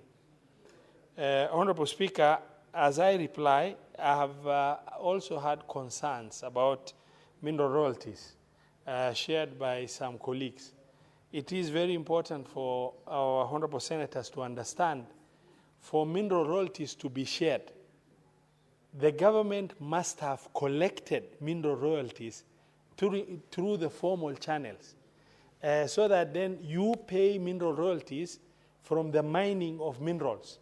Now, once you mine and it goes through the government channels, the government will collect some royalty. Eventually, then, in accordance with the law as passed, the percentage that is supposed to be shared with the county government is going to be now given to the county government.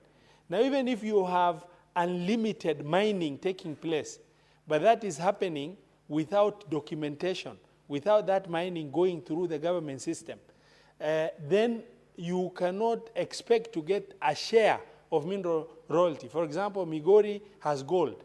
If the mining in Migori is happening in the black market, and the selling is happening in the black market, but it's not going through the formal channels of government in terms of payment of mineral royalties for mineral extraction in quantities that are documented and in values that are collected, then a percentage of that share cannot be shared back to the county government, because the government would have collected nothing.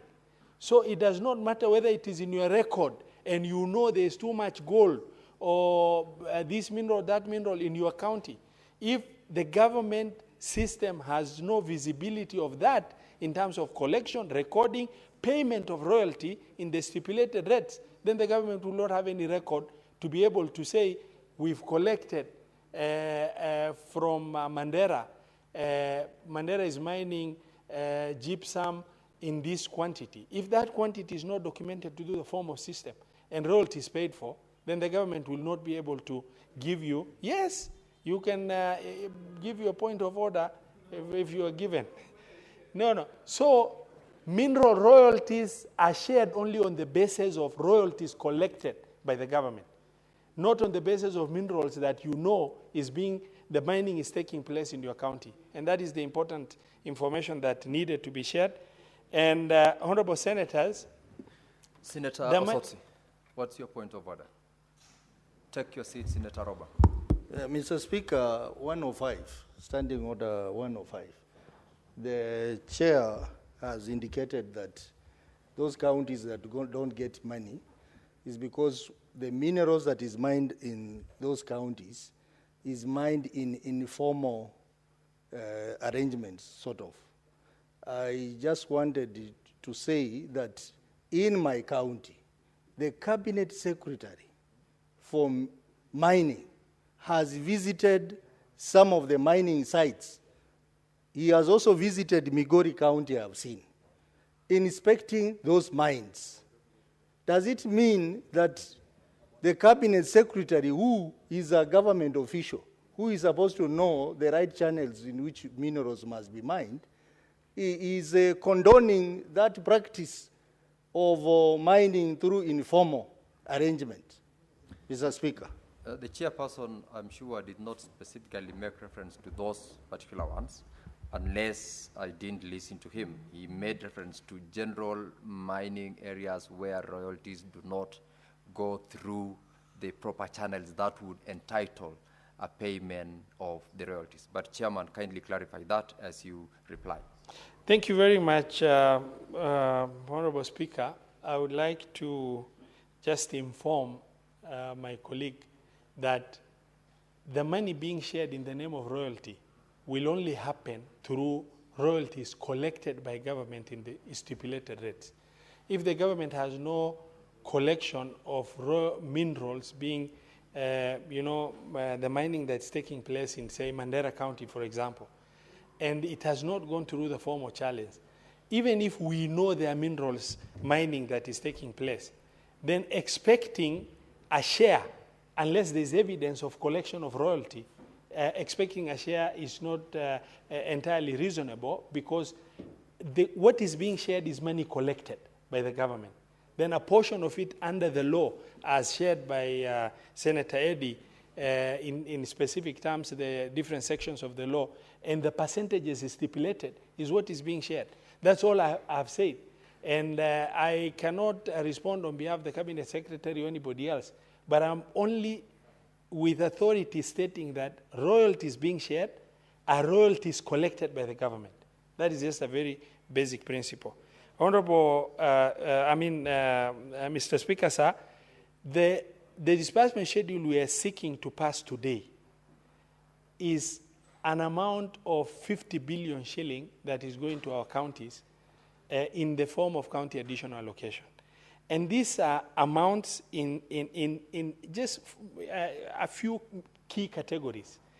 The first schedule of the disbursement schedule is carrying allocation financed by national government as a share of 8.42 billion, comprising of conditional allocation for construction of county governments, the few counties that were promised, to the amount of 523 billion. 2.9 billion conditional allocation for county aggregation industrial parks. 3.234 for community health promoters. 1.759 billion conditional allocation for basic salary arrears for county government health workers.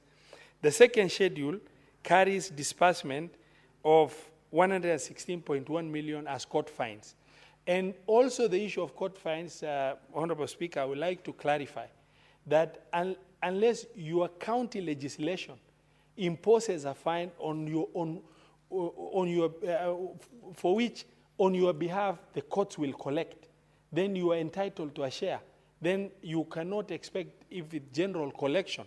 And it does not mean necessarily you have lower crime rate or higher crime rate. It just means that the legislation in that county may not have carried the penalties required for the courts to be able to collect that on your behalf. The third schedule is carrying 37.9 billion as conditional allocation from loans and grants from development partners. Honorable Speaker, as I reply, and I am extremely happy to find the contributions and support from the senators, as I reply, I would like to say the onus is upon the Senate to do its responsibility. That gives us the moral mandate to be able to criticize our county governments for not doing this or not doing that after we've executed our mandates as the Senate.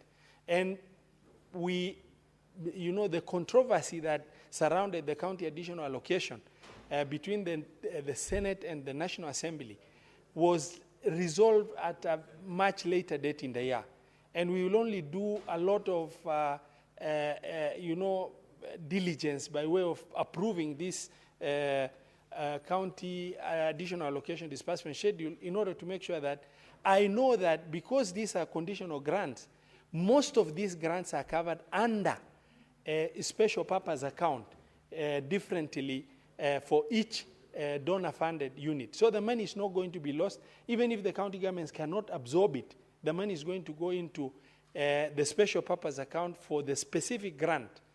And thereafter, they will be able to include it into their budgets by end of June 2025, and be able to use it now as appropriated, but the money will be with them for them to be able to spend in line with the conditions that are given. Honorable Speaker, I beg to reply and request that the putting of the question be... I beg to reply. Thank you. Honorable Senators, we are moving to division, and Sergeant at Arms, could you please ring the quorum bell for 5 minutes?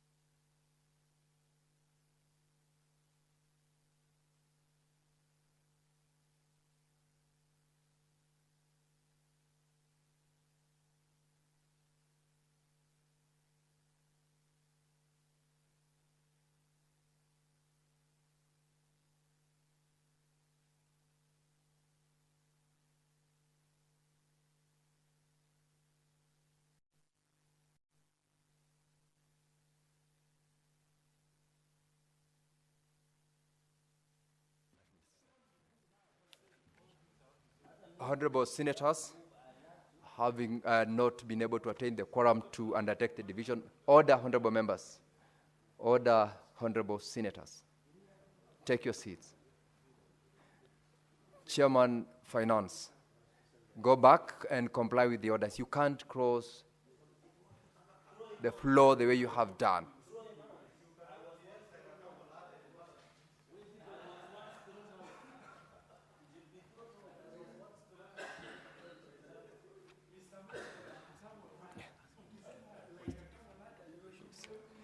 Senator Roba, order, honorable senators. Senator Roba, please proceed to request that we defer putting of the question on this particular bill, having not been able to attain the quorum to undertake the division. Mr. Speaker, sir, thank you very much. I beg to reply and request that the putting of the question be deferred to a later date, pursuant to Standing Order number 66.3. Thank you. Honorable Senators, the putting of the question on this bill is hereby deferred, pursuant to Standing Order 66 of the House. Clerk, call the next order. Order number 10, motion, report of the Standing Committee on Finance and Budget on the fourth basis for allocating the share of national revenue among counties. Chairperson, Standing Committee on Finance and Budget, Senator Ali Roba, proceed to move the motion.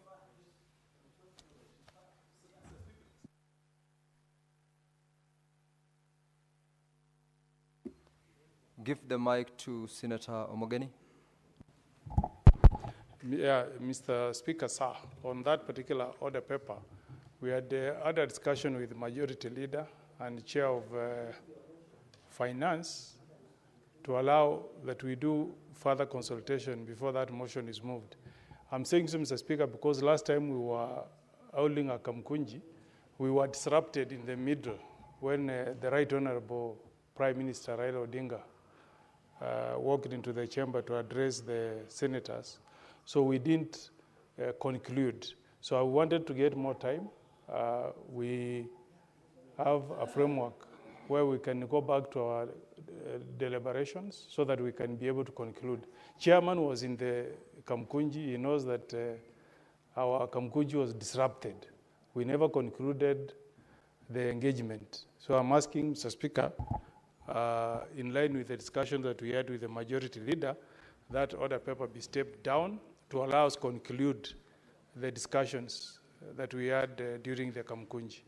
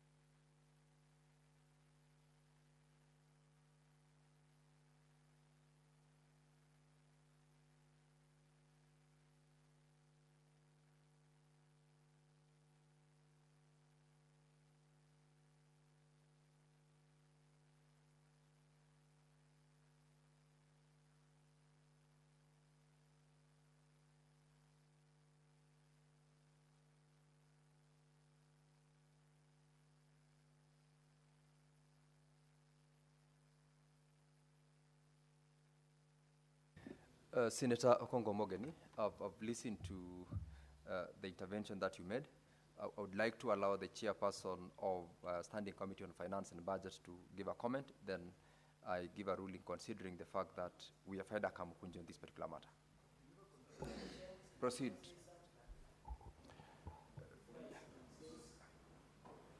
On the same subject, Senator Cherargei?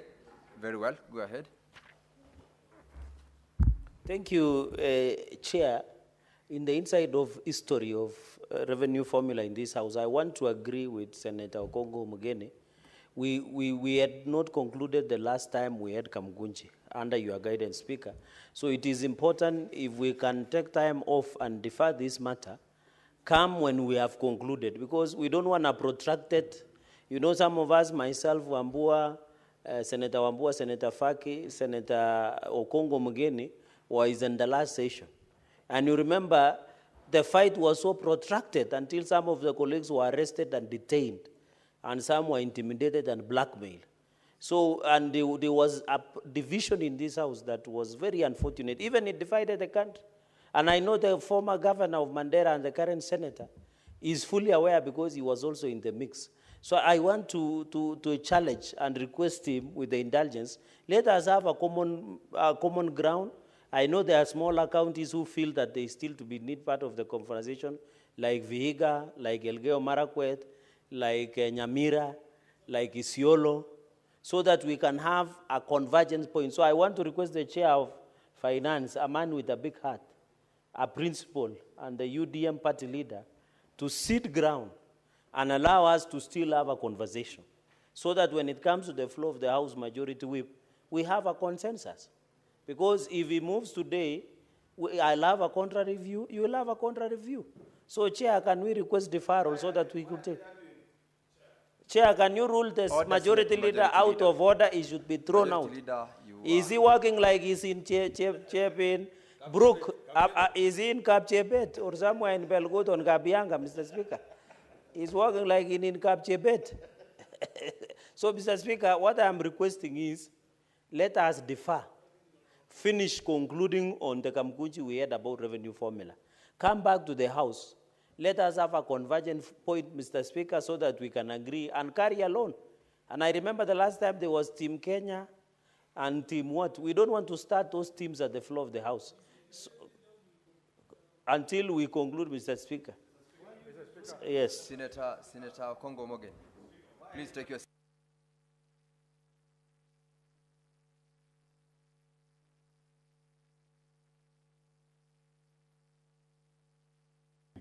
Order, honorable members. I want to give directions on this one.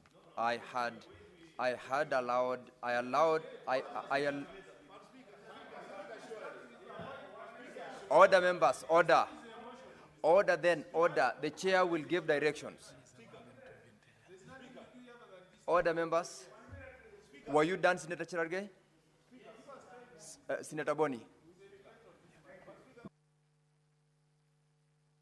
Thank you, Mr. Speaker. Mr. Speaker, I would like to make a disclosure. And the disclosure is that I come from Kakamega. And just the other day, when I was seeing with my eyes like this, there was no place called Vihiga in Kakamega. Vihiga was just one of the divisions in Kakamega. So recently, it then became a district, then became a county. We were all happy.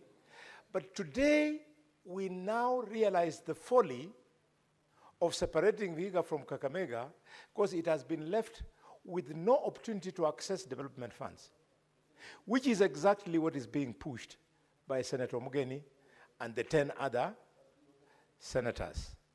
So I want, if you allow me, to suggest that we stand down this debate, consult further, so that, Mr. Speaker, I can say something that has run through my mind for a while.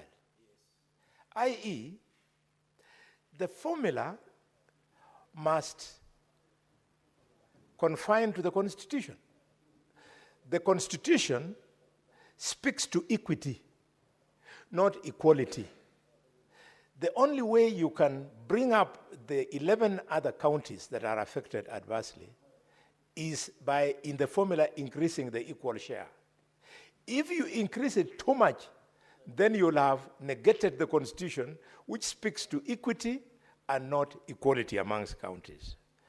So I wanted to propose that for us to unlock this discomfort, if by happenstance we allow this formula or some other improved formula to go through, but we should, during the time of legislation for CARA, which is now when we are dividing money between counties, we remember that we have got 11 counties that require to be supported through legislation of CARA.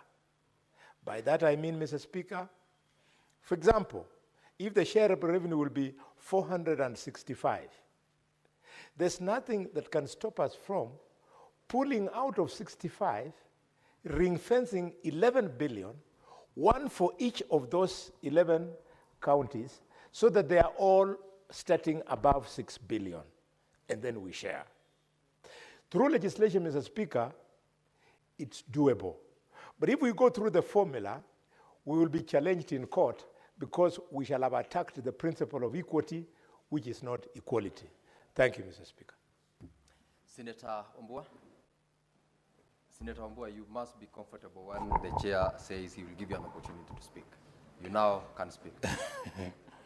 I am comfortable, Mr. Speaker. Thank you. So, Mr. Speaker, a bit of institutional memory. And maybe for purposes of Wambua, take your seat. Just for purposes of members who are ventilating on this issue. Let's not debate the motion. Let's just comment as to whether we give more time to defer or not. Well guided, Mr. Speaker. Mr. Speaker,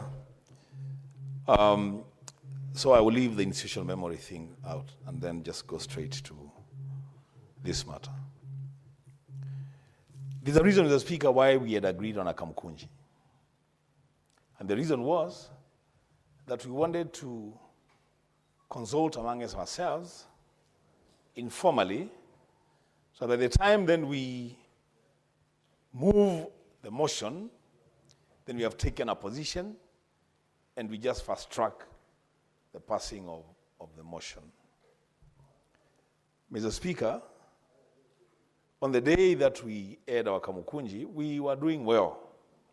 We were doing well, but then we had another business. We got a visitor, and it took the entire morning.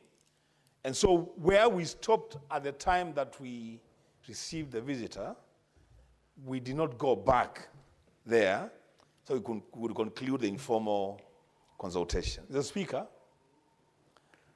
my view, taking up from where Senator Alwale has left, is that let us take a little more time, not just to idle around, but to consult. Let us be purposeful about consulting and agreeing on a best way forward so that when we meet, then we will not have divisions and people coalescing around teams, Team Kenya, which other team.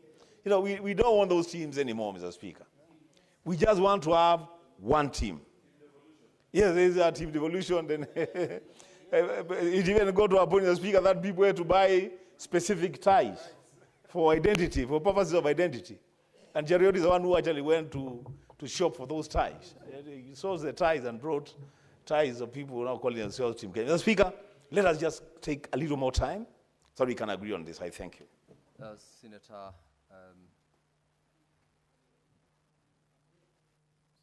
not Osotsi, Senator Aaron Teriot. Mr. Speaker, the drafters of this constitution were very mean to the House called the Senate. Extremely mean. That when eventually we get to know the truth about what really happened, we'd wish to look at them in the face and ask them, why did you hate devolution this much? That you gave the country a very good proposal in the form of devolution, but gave it an extremely weak Senate to protect its interest.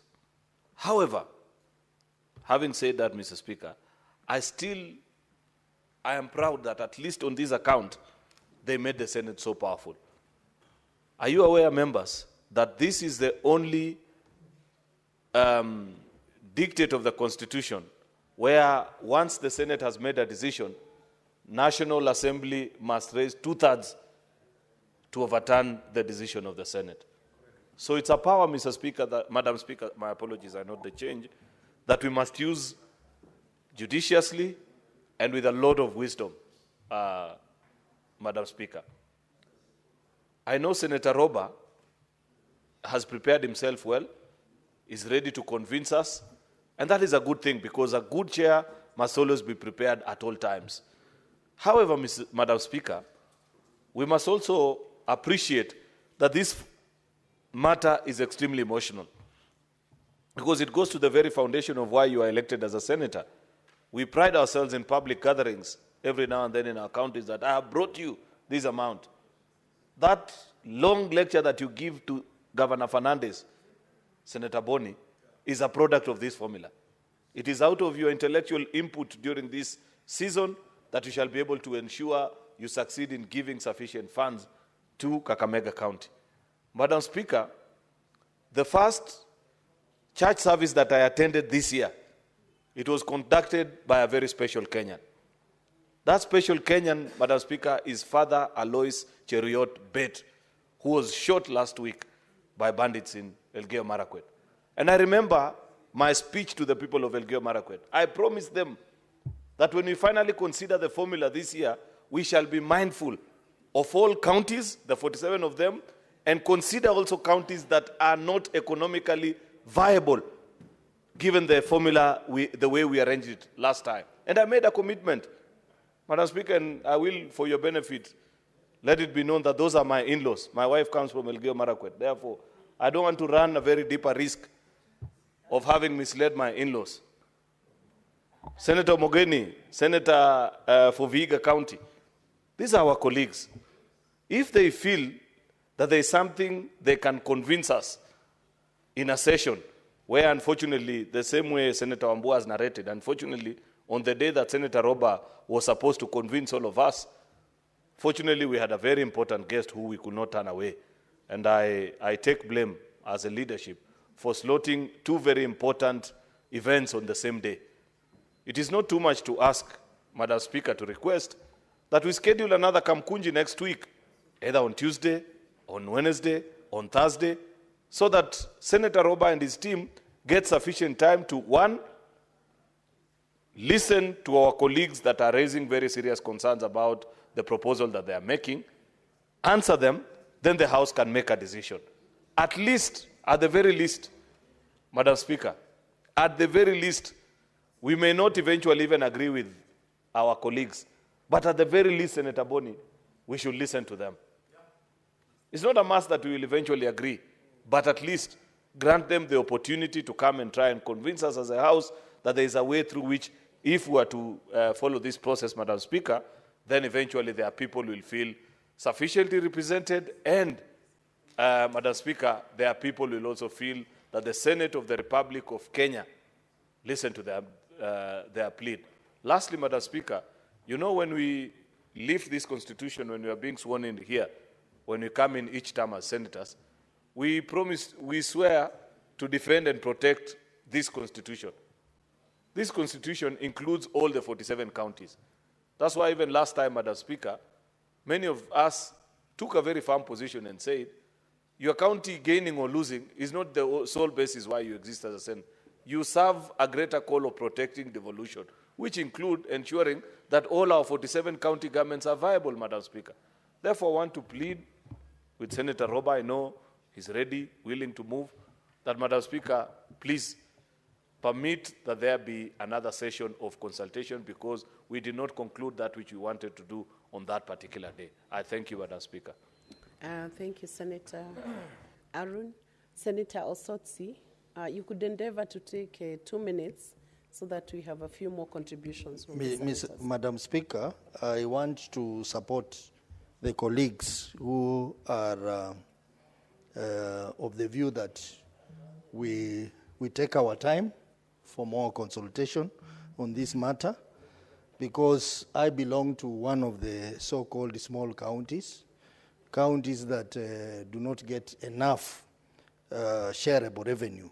And we thought that we have a lot of issues that we want to address with the committee and with the general members, because it is becoming unattainable to manage the small counties, Madam Speaker. Madam Speaker, even as we say that, the Constitution is very clear, Article 203(1), on the factors that must be considered when designing the formula. And it says there must be no economic disparities within and among counties. I think that's a very important factor Also, it talks about the need for affirmative action in respect of disadvantaged areas and groups. I think on the basis of that, we need to listen to the 11 or so counties which have this challenge. Secondly, Madam Speaker, the formula, there are two formulas that we are discussing. There is a formula by CRA, which, bad as it is giving an advantage to the smaller counties than the committee formula. So we would like to look at these things very critically. For example, the CRA formula is giving my county 609 million, but the committee formula is giving my county 263 million. So there is a loss of about 340 million. Madam Speaker, on this basis, we need more consultation. Yeah, Senator Osotsi, are you debating the motion now? No, Because is it there a were motion? We are just preliminaries. agreeing on Yes, the that's why need to don't- have more consultation. Then don't engage on the merits and the demerits. Just. I am simply giving the reasons why we need to consult. We need to consult more, Madam Speaker. Okay, thank Thank you. you. Senator Madego Jackson. Thank you very much, Honorable Speaker. I wish to add my voice on this matter, Madam Speaker. Madam Speaker, I think I want to agree with my colleagues that we really need time to ventilate on this matter. And my request, Madam Speaker, to the leadership of the House is that since our Kamkunji did not discuss the matters to conclusion, and this being a very important and urgent matter as we go towards the end of the financial year and the new financial year will be beginning, and the decision of this House will affect the performance of counties in the next financial year, Madam Speaker, I would request the leadership to consider if it could be possible for us to have the Kamukunji on Thursday, so that, Madam Speaker, we can conclude on this matter, and in the following week before we break for recess, we should be able to debate and adopt the allocation of revenues to counties, Madam Speaker. This is critical, Madam Speaker, and I want to agree with Senator Aaron Cheruiyot, the majority leader, that for the 11 counties, Madam Speaker, unless the allocation reaches a minimum of 6 billion, we might not see any meaningful development in those counties. There can be arguments that those counties are small, I don't know what. But for example, take an example of Elgeyo Marakwet County or a county like Lamu, Madam Speaker. The people of Lamu, for them to cross the ocean, to be on the island, they have unique challenges, and that is why they qualify to be a county. If you look at Elgeyo Marakwet County, a county that is 98% hills and valleys, to construct 1 kilometer of road in Elgeyo Marakwet County would cost close to 5 million. To construct 1 kilometer of road in Uasin Gishu will cost a maximum of 1.5 million. So, Madam Speaker, it is critical that this Kamukunji could happen the soonest so that we are able to discuss and dispense of this matter. This being an upper house which easily agrees, because we are a house of reasonable men and women, I think with a Kamukunji we should be able to resolve these matters, Madam Speaker. Well, thank you, Senator Madego. Senator Ungatana Danson. Madam Speaker, in our custom in Tana River, we say, actually, like Majority Leader here is saying, in our Pokomo custom, we say that if you sharpen a panga, you are likely to bring down the tree in a shorter time. If you sharpen your knife properly, take time to sharpen it, you will skin a crocodile in the shortest time possible. So, Madam Speaker, if we take time to negotiate outside this formality, if we take time to hear what in our custom we say, listening to the stomachs of each other, you know, loosely translated, it means you're feeling what that person is saying on the other side. Negotiation, Mr. Speaker, Madam Speaker, will help us to sharpen our thinking, and when we come here, We will skin the crocodile without a problem. We will fell the tree without a problem. We will agree, Madam Speaker, but if we try to rush, then there will be a lot of acrimony, which we don't want. Madam Speaker, I beg to support that we take more time. Thank you. Thank you, Senator Mudigi. And then we'll have Senator Roba respond, and we close the matter. Okay, asante Mr. Speaker. Hata mimi naunga mkono, siwe mambo ya kupigania kelele ama kukosana, ni kitu ya kukuja pamoja tutafute dialogue, kwa sababu Mr. Speaker, tunajua kaunti nyingi kama hizo zinatajwa katika hapa.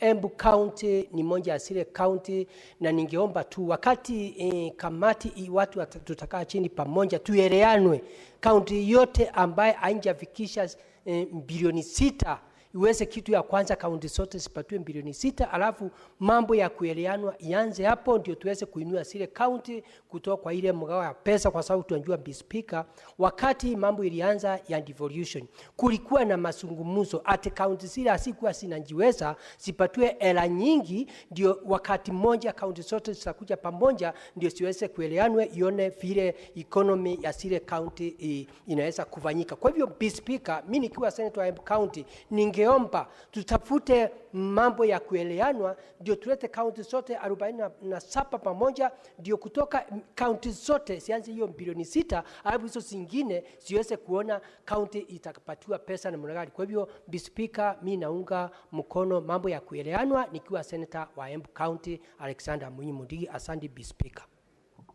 Thank you. Senator Adil Roba. Thank you very much, Madam Speaker. Having listened to the input of my colleagues, and the wisdom to consult more, I believe that there is no harm in us consulting. And my brother Senator Lekina is rudely interrupting. I have listened to my colleagues. There is no harm in consulting. The only issue I want to share, Madam Speaker, which is very critical, is that first, I propose we have another consultative meeting here in the chamber on Tuesday in the morning at 8 o'clock. Breakfast meeting on Tuesday next week, and we will go through the whole process again, number one.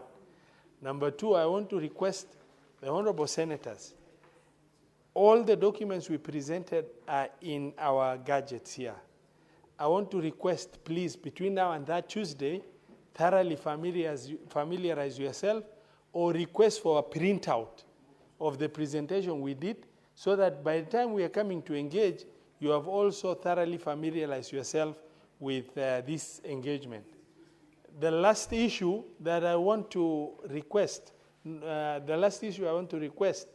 is that, please, if we are rescheduling our moving of the motion today for purpose of creating consultation time, then let's have commitment to make sure that honorable senators turn up on time on Tuesday, and they stay through until we make sense of what we're discussing.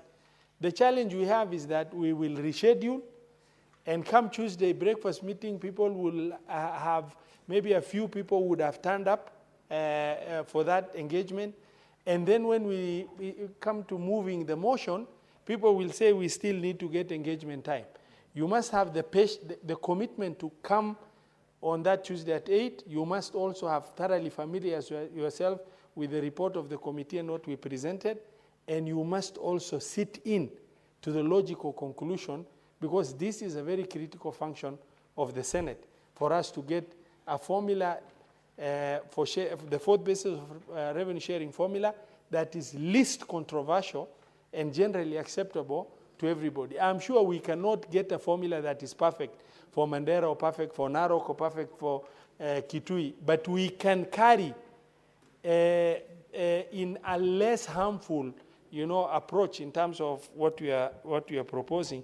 Madam Speaker, I I beg to support the discussion that has come forth, and there is no harm in our brother Senator Alekina to also give 1 minute input before maybe you can guide further. Thank you, Madam Speaker. Senator Ali Robert, since you have donated 1 minute, I'll give Senator Olekina 1 minute so that I give direction and we proceed. Madam Speaker, I just thought that it is imperative that I remind the House that during the last revenue formula debate, we benefited a lot by engaging the budget office, the budget office here, as well as the Commission of Revenue Allocation. The reason why I'm saying that all of us need to be at par and also understand the scientific behind this revenue formula is so that when we are sitting here, we don't go through the 11 motions like we did in the last time. So I'd like to seek your indulgence, Madam Speaker, in as far as the Committee on Budget and Finance, inviting all the senators. In my view, it is important, and let me just listen to my 2 cents. It is important for the senators to understand this scientific, because some of us are talking about population, others are talking about poverty.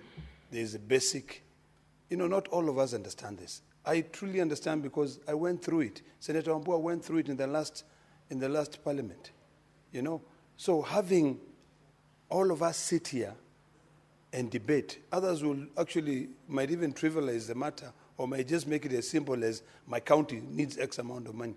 In the last debate, there was one county. It doesn't matter whether you deny any other county money, was still gaining. This is the county of Cherargei. That county was still gaining. We were shocked. Why is it that even if you come with whatever formula, that county continued to gain? So I think it will be important. If we do not engage CRA, we sit with our parliamentary budget office. When we sit with our parliamentary budget office, let them walk us through. That's what we did. We had a team of 11 members who finally, and I was one of the 11 members, who finally cracked, I think he was also there, who finally cracked that issue of that formula. So, Madam Speaker, let us not take this thing to be light, because we may not be able to pass that formula. We need 24 senators. If Narok County is going to lose or it's not going to make money, I will not support it. But I want to make sure that if I'm not going to support it, at least I've been convinced in terms of the scientific method which is being used. Now it's about equity. I know there's no way all of us are going to be equal. Small counties like the county of Vihiga, Samburu, county of Elgeyo Marakwet, Embu, I think Tharaka-Nithi, those were counties that were losing money in the last formula. Our own counties, when if we were to go with the formula which was being proposed by CRA, Mandera was losing a lot of money. Garissa was losing, Turkana was losing, Kitui was going to lose. So even Nairobi was losing. So we need to sit down. Not all these fingers are not equal. There are people who understand finance and there are those who don't understand finance. So, Madam Speaker, this is quite wise that we consult, and then once we are in agreement, once we are fully in agreement, and our county are gaining money, then by all means we shorten the debate, and this Senate will go down in history as the first Senate that has passed the formula of revenue sharing without a lot of bickering back and forth. So, Madam Speaker, I just wanted to give those 2 cents. Thank you, Senator Olekina. Honorable Senators, in view of the prevailing mood in the House and the fact that the mover of this motion, Senator Ali Roba, has considered that it would be advantageous to have consensus on this issue and to have negotiations and discussions, this motion is deferred to the next sitting of the House after the consensus is done, or after negotiations and discussions are done. It could either be, yes, to Tuesday afternoon. It could either be, you could have the agenda included in the Kamukunji, which is coming on Thursday, or any other arrangement that you would wish to have to arrive at a consensus. Senator Ali Roba has proposed Tuesday morning breakfast meeting. He will organize for the logistics and then serve the Senate in the appropriate communication channels where senators can get information on how that meeting will take place, that you discuss the formula and agree on what should be reported or moved in the House. And with that, that motion is deferred. I also will reorganize the order paper and request the clerk to call out order number 20. Order number 20, motion, consideration of the report of the Standing Committee on Health on a petition to the Senate by Ms. Mercy Chepchirchir regarding alleged medical negligence and staff incompetence which led to the death of Ms. Anita Chepkoril at the Moi Teaching and Referral Hospital. Senator Madago, Chair Health Committee, can present the report. Thank you, Honorable Speaker. I beg to move the motion on consideration of the report on the Standing Committee of Health on a petition to the Senate by Ms. Mercy Chepchirchir regarding alleged medical negligence and staff incompetence, which led to the death of Ms. Anita Chepkorir at the Moi Teaching and Referral Hospital. Madam Speaker, the petition concerning the alleged medical negligence and staff incompetence at Moi Teaching and Referral Hospital, MTRH, which tragically led to the death of Ms. Anita Chepkorir, was submitted by Ms. Mercy Cherono and reported to the Senate on the 10th of July 2024. This petition highlights critical issues in healthcare delivery and patient safety that demand urgent attention and action, Madam Speaker. The key issue raised in the petition included failure to locate and remove the foreign body despite repeated procedures, lack of proper consent for certain surgical procedures, poor communication and record keeping, delayed and inadequate follow-up care, and lack of transparency and fairness in the dispute resolution process. Madam Speaker, the Committee on Health undertook a thorough inquiry into the matters raised in the petition and held meetings with the petitioners and the key stakeholders, including Moi Teaching and Referral Hospital, the Kenya Medical Practitioners and Dentists Council. The committee further sought written submissions from the Ministry of Health. These submissions were analyzed during committee meetings, leading to preparation of this report, Madam Speaker. Madam Speaker, medical negligence is a human right issue that affects right to life and right to health care. Medical negligence complaints are usually received by Kenya Medical Practitioners and Dentists Council, and a complaint may also be filed with the police. Such grievances are emotional expressions of customers due to mismatches in the acceptance of the quality of services or products offered and are good momentum as input. Customers due to mismatches and acceptance of the quality of services or products offered and are good momentum as input because they create an opportunity for organizations to identify deficiencies that exist so as to develop immediate strategies to improve the quality of service. Madam Speaker, the petitioner informed the committee that she faced frustrations from the Moi Teaching and Referral Hospital when she sought information about the procedure and the missing teeth. She narrated how she was asked to tone down by medical staff or her daughter would not be attended as expected.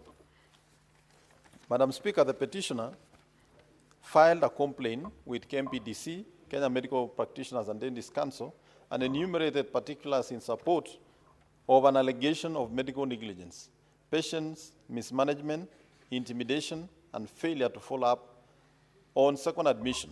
However, during the process of launching the complaint with KMPDC, they felt subjected to humiliation, harassment, and intimidation by individuals, some of whom work for KMPDC. This report underscores the importance of accountability, transparency, and adherence to the professional standards in healthcare institutions. The committee observes that the untimely death of Ms. Anita Chepkorir was largely caused by medical negligence by medical personnel at the Moi Teaching and Referral Hospital, where she sought medical attention after ingesting a black seed. The failure of medical procedures to locate or remove the ingested foreign body later confirmed at post-mortem, reflects a critical diagnostic error and significant breach of duty of care. This is further compounded by systemic failures and adherence to clinical guidelines and standard operating procedures, a clear contravention of both College of Surgeons of East Africa, Central and Southern Africa, COSESCA, and the Kenya Medical Practitioners and Dentists Council guidelines.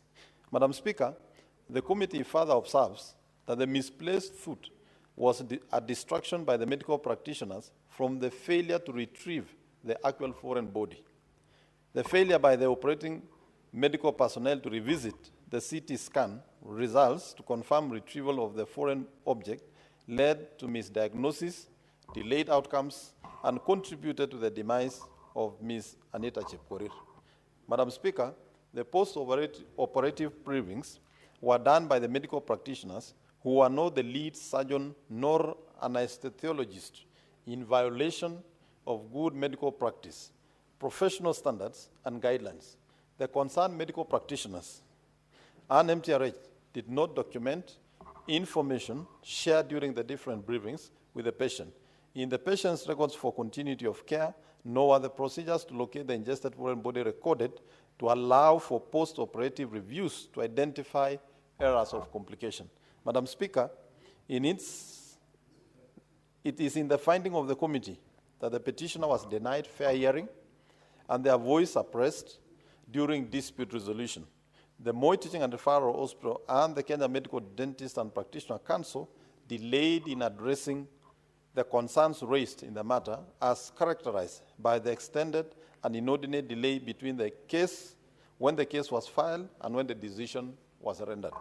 Madam Speaker, the performance of the Moi Teaching and Referral Hospital and the Kenya Medical Practitioners and Dentists Council during the dispute resolution was inefficient and unprofessional. KMPDC appears to have violated the principles of confidentiality by sharing essential information and data received during investigation with third parties. With the foregoing, the committee recommends, Madam Speaker, that the Moi Teaching and Referral Hospital and the medical practitioners involved in the medical procedures related to the late Ms. Anita Chepkorir should be held liable for the untimely death of Ms. Chepkorir. Consequently, the family of the late Ms. Chepkorir should be compensated for the damages caused by the negligent acts of both medical practitioners and the Moi Teaching and Referral Hospital from the medical indemnity insurance.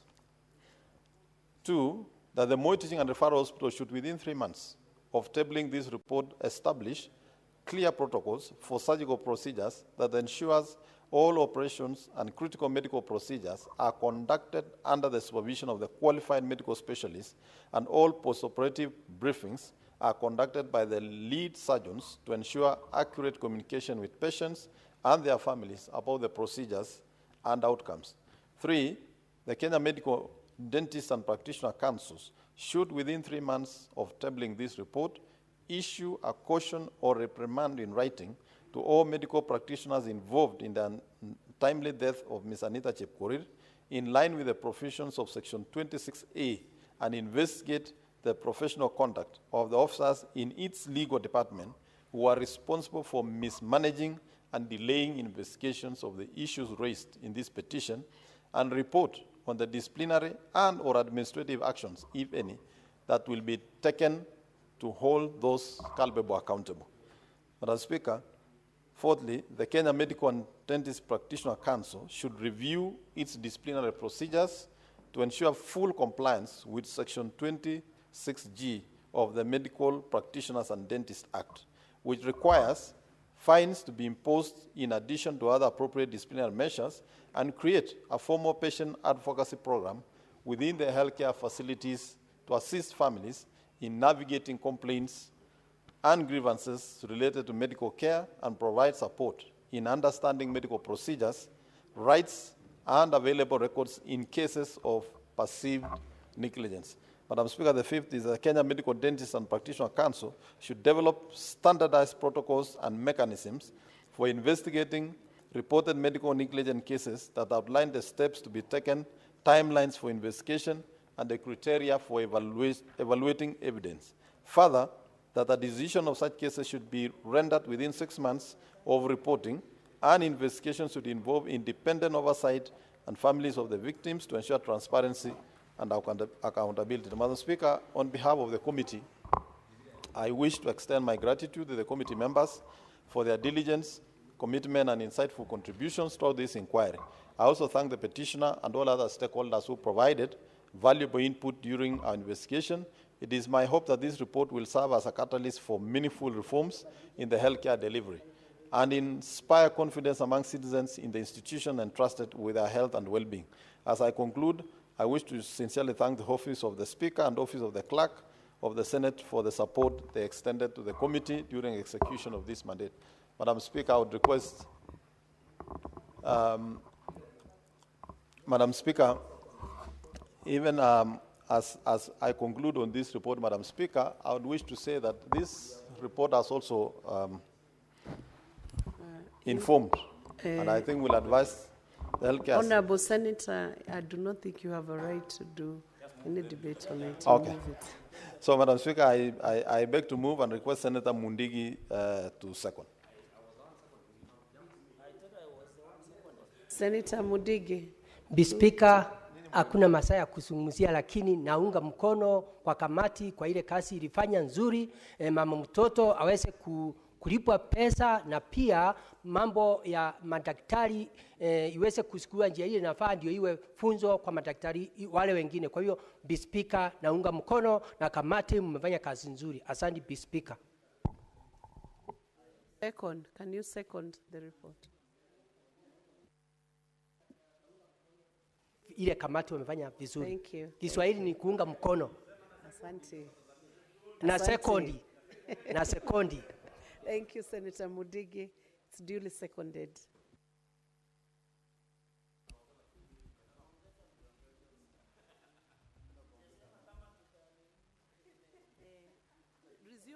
Resume your seats, Honorable Senators.